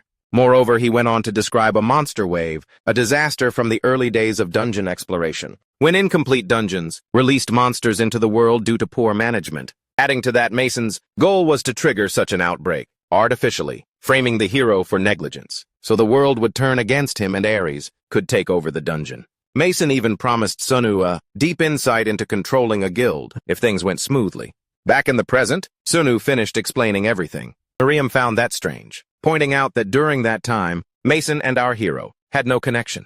So there was no reason for Mason to go to such lengths, unless Sunu was lying. Panicked Sunu insisted he was telling the truth, and admitted he also found it suspicious at the time. But our guy quietly pieced everything together, realizing Mason's supposed help was actually part of a long-hidden conspiracy. Mason sat in Washington and thought about how the plan had failed. He and his allies had used the Hasbun Guild to control numerous dungeons and recruit hunters, like Musin, to cause a chain of disasters. The original idea was to plant a detonator in an Ares dungeon and carry out a simultaneous massacre, so the 9th floor would be destroyed. Everything was set except for the final step. But Musin failed. After Kim Hyonu escaped the tower and started fighting the tower climbers, one by one the threats were eliminated, including Hasbun's forces. Mason admitted to underestimating our hero and also misjudging the usefulness of Ares' assistant. Though many pieces of the puzzle remained, the key players had been stopped. When Musin fell to the Guardian, Mason realized his initial plan had failed, but remained calm, revealing a backup plan involving a secret organization he had built. Also, he admitted that after finding Musin, he had focused too much on him, fearing his plans might fall apart if left unchecked. However, upon re-examination, he discovered Musin had become incredibly strong on his own, which made him secretly excited. Hyonu then appeared and caught Mason by surprise. Prior to this, Eve had investigated Mason's past, discovering that before the first crack appeared, there were no records of Mason's existence. Furthermore, he had suddenly appeared, then got involved in several suspicious activities, and had a close connection with Musin. From this, our hero concluded that Mason might be a tower climber, who had remained on the 9th floor, and could be the one who told Musin the truth about the world. and Eve had warned our hero not to confront Mason just yet, as his body was still weak. Despite the warning, our hero found Mason's location, and Mason was shocked by his sudden appearance. But Hyunwoo told him it didn't matter how he got in. Using his information authority skill, Hyunwoo confirmed Mason was indeed a tower climber. With the evidence gathered, he declared the confrontation was inevitable and ordered Mason to run, signaling that the real fight was about to begin. Hyunwoo launched an attack with his full limit, Blue Meteor Kick, hitting Mason hard and sending him crashing to the ground. Mason tried to curse, but was cut off as our hero prepared to end the fight quickly. However, before he could make another move, his body suddenly froze, leaving him unable to control his movements. Mason stood up unharmed, revealing that Hyunwoo had fallen into his trap. As our guy collapsed, he was shocked that his body wouldn't move and felt trapped. Mason then taunted him for rushing in blindly, without full knowledge, saying he had underestimated what was waiting inside, and further explained that he had intended for others to handle Hyunwoo, but now he would take matters into his own hands. He then introduced himself as Unryong, the people's voice, and revealed that the place Hyunwoo had entered was a restricted area, a space he had perfected over the years. Inside it, Mason had complete control, and no matter how strong our hero was outside, he couldn't win here. After hearing this, Hyunwoo quickly realized that Mason's power only worked inside this domain, confirming that this advantage was the key to Mason's confidence. The protagonist reflected that Mason was the one guardian he had never been able to defeat. In his restricted area, Unryong's ability was almost perfect, but outside of it, his power weakened significantly. Adding to that, the domain's range only extended about 200 nase, but luck was on Mason's side, as our guy had willingly walked right into it. Confident in his victory, Mason pushed Hyunwoo back and taunted him to say his last words. Our hero asked how many tower climbers existed. Mason found the question pointless, mocking him for wasting his breath before death, and refusing to give a clear answer, explaining that new tower climbers were constantly appearing, and even he didn't know the exact number. Hyunwoo then asked one last question about the reclimbers. Mason explained that these beings were those who once reached the level of constellations but had fallen. After losing their divine powers, they now sought to regain it by climbing the tower again. In other words, reclimbers were fallen gods, trying to reclaim their power. Moreover, the protagonist suspected Mason's explanation of the fallen gods, but soon realized the conversation wouldn't continue, and Mason also declared the talk was over, claiming he had shown enough mercy to a dying man. Hyunwoo agreed, calling the generosity more than enough for someone on death row, and suddenly stood up, something Mason thought impossible in the restricted area. After seeing this, Mason became shocked and demanded to know how Hyunwoo was able to move when his powers should have been sealed. Our hero then explained that he had seen through Mason's trick, revealing that Unryong's so-called ability was merely the manipulation of mana, causing Mason to panic and try to force control, ordering Hyunwoo to stop moving, stop breathing, and even kill himself. But Hyunwoo resisted it completely. Through the experience gained from his previous battle with Musin, Hyunwoo had learned to detect and dispel the mana, invading his body's main meridians.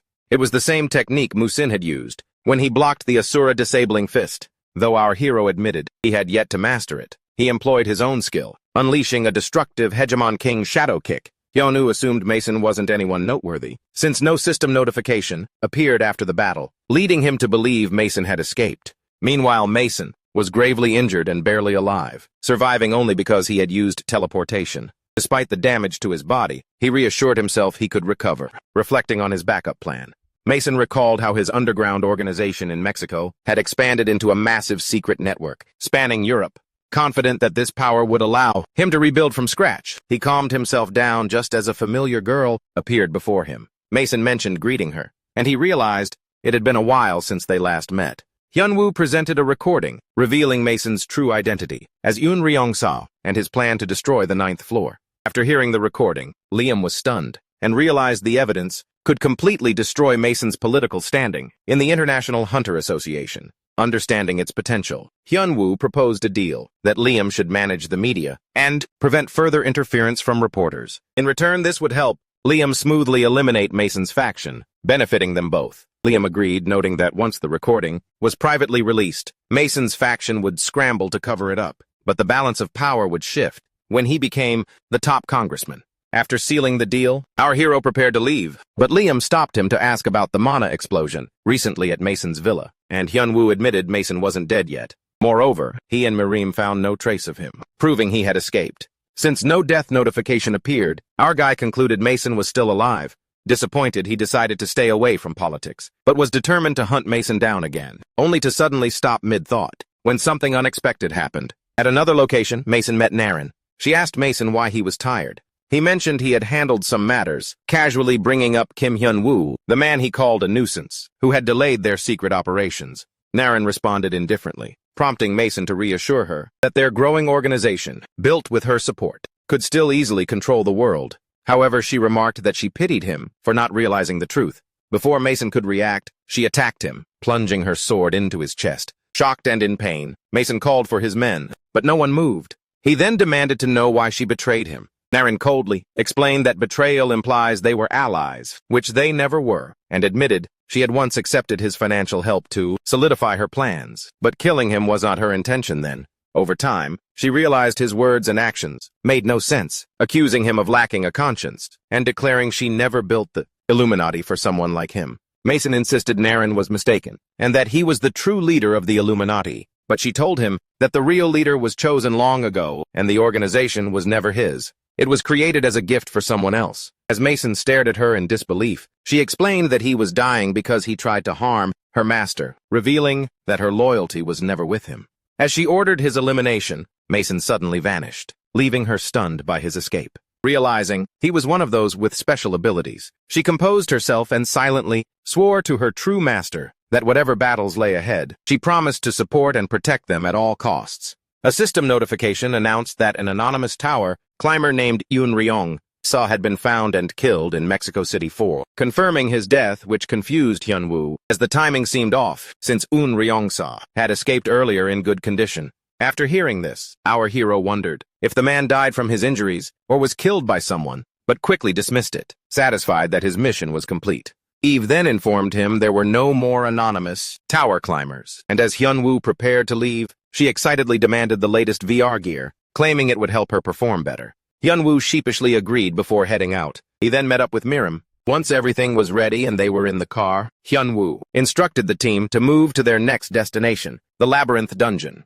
As our hero and Mirim sat in the car, he decided they would head out immediately, saying there was no need for the others to prepare, since Mirim alone would be enough. On the way, our hero checked his phone and saw breaking news spreading across the world that Mason had been exposed as one of the main culprits behind the Hunter massacre and was involved in Mushin's assassination plot. The media confirmed that Hyun-woo's earlier plan, had worked perfectly, and he no longer needed to worry about Mason's downfall. Soon after, the focus shifted to their next mission, involving the incomplete origin of the ogre, troll, and the labyrinth stone, which still showed %. Hyun-woo and Mirim then entered the dungeon, where they were immediately surrounded by enemies.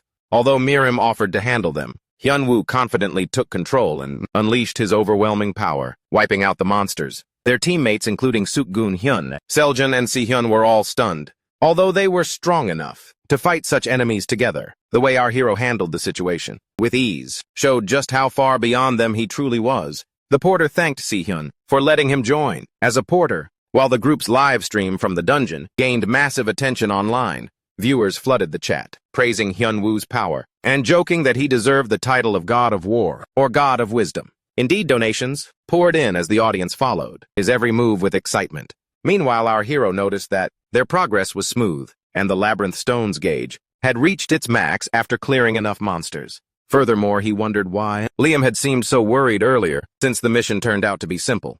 Suddenly, Si-hyun pointed out they had only reached the 14th floor, and worried about Hyun-woo going further without a map. The main character dismissed the concern and teased, asking Mirim, his disciple, if she could read a map, only to leave the question hanging mid-sentence. When a porter offered to join them and locate the upper floors, Hyun-woo reminded him that leaving would end his pay for the day. However, the porter insisted on going, since deep down, he wanted to cash in on the live stream, and volunteered to lead the way, prompting our guy to let him tag along, as they prepared to ascend higher. At Naren's castle, a terrified man begged for his life, as Naren interrogated him. He didn't know why he was being punished, but Naren accused him of angering her superior. He thought she was referring to Kim Hyun-woo as her master, but that wasn't it, and she began to torture him, demanding answers, while he cried that he knew nothing. Naren then slapped him and called him a liar, reminding him that the media coverage of her master was supposed to be tightly controlled. The scene then flashes to a moment in the past, at the ACC's Common Lounge, where the man was talking to his superior, Naren's master, expressing his doubts about how every article about our hero painted him in an overly positive light.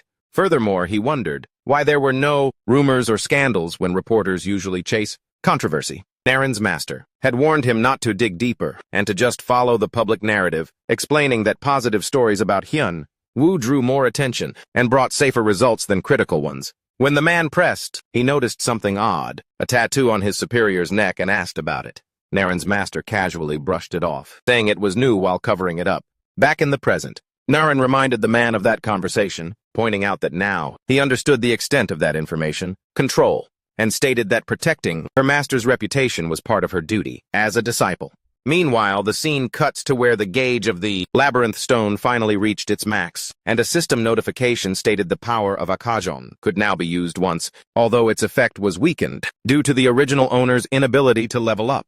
The protagonist then decided to use the origin of Akajon, known as the Sword of Cheonma, and told Miram to handle the dungeon while he was away, and he also had to meet someone. Then upon entering a new and vast area, our hero realized the scale was larger than he expected, and began looking for the person he came to find. On the 8th floor, a dragon lay defeated before Gugong, stunned by the immense power hidden within a seemingly mortal body. Gugong scoffed at the creature's shallow judgment, proclaiming his true identity as the great sage Heaven's equal, who once conquered the heavens. Elsewhere, Hyunwoo suddenly faced Cheonma, who surprisingly recognized him. Confused, our guy recalled that Akajon's ability was to take him into an item's past, to learn its martial techniques, but Cheonma's reaction suggested otherwise, implying this place wasn't just the past, it was another dimension. When Cheonma asked if he had died too, Hyunwoo reacted with disbelief, demanding an explanation, but Cheonma ignored him. The protagonist tried to stay calm, after being ignored, piecing the situation together and realizing that, after using Akajon's source, he had successfully traveled to the past to meet Cheonma. However, something was wrong, as Cheonma shouldn't have recognized him, but he did. Recalling that the source's power was weakened, our hero wondered what kind of space he was really in. Deciding to focus on his goal, he asked Cheonma to teach him martial arts, but Cheonma flatly refused, unwilling to cooperate. The hero persisted, but Cheonma grew irritated, telling him to get lost. Suppressing his anger, the hero silently acknowledged that it was understandable no one would want to train the person who once killed them, and tried one last time, asking to at least see a few moves, but Cheonma cursed at him again. Finally, losing his patience, Hyunwoo snapped back, insulted as Cheonma mocked his past words about being a teacher. 10 seconds later, the hero challenged Cheonma, provoking him to face those same damn words again.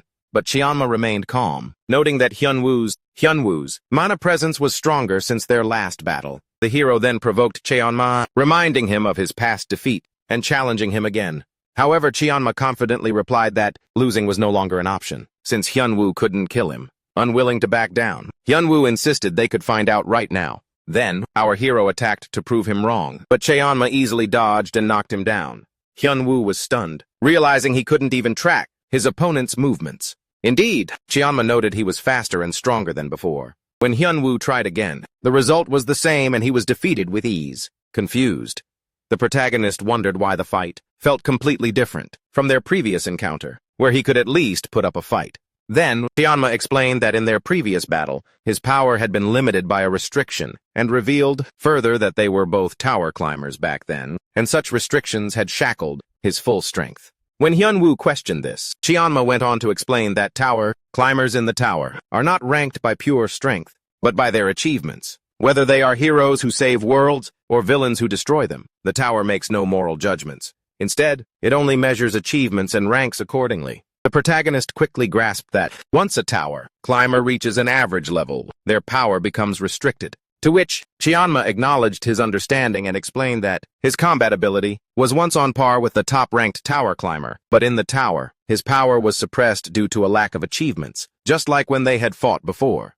With a word of warning, Cheonma ended the conversation and told Hyunwoo that he would demonstrate his martial arts moves, since he was feeling bored, but only if Hyunwoo could kill him. Though surprised, our hero accepted the challenge, saying he would only beat Cheonma to near death, since killing him would defeat the purpose of learning martial arts. Furthermore, Cheonma told him to fight with his full strength, and not to worry, as dying here doesn't mean real death. Confused, Hyunwoo asked what he meant. Cheonma simply replied that he would need the experience to learn. The battle began, and the protagonist experienced his first death. Mirim told the protagonist's friend that the hero had disappeared when he touched his Cheonma's sword, and he chose to ignore her. She was always like this whenever Hyunwoo wasn't around.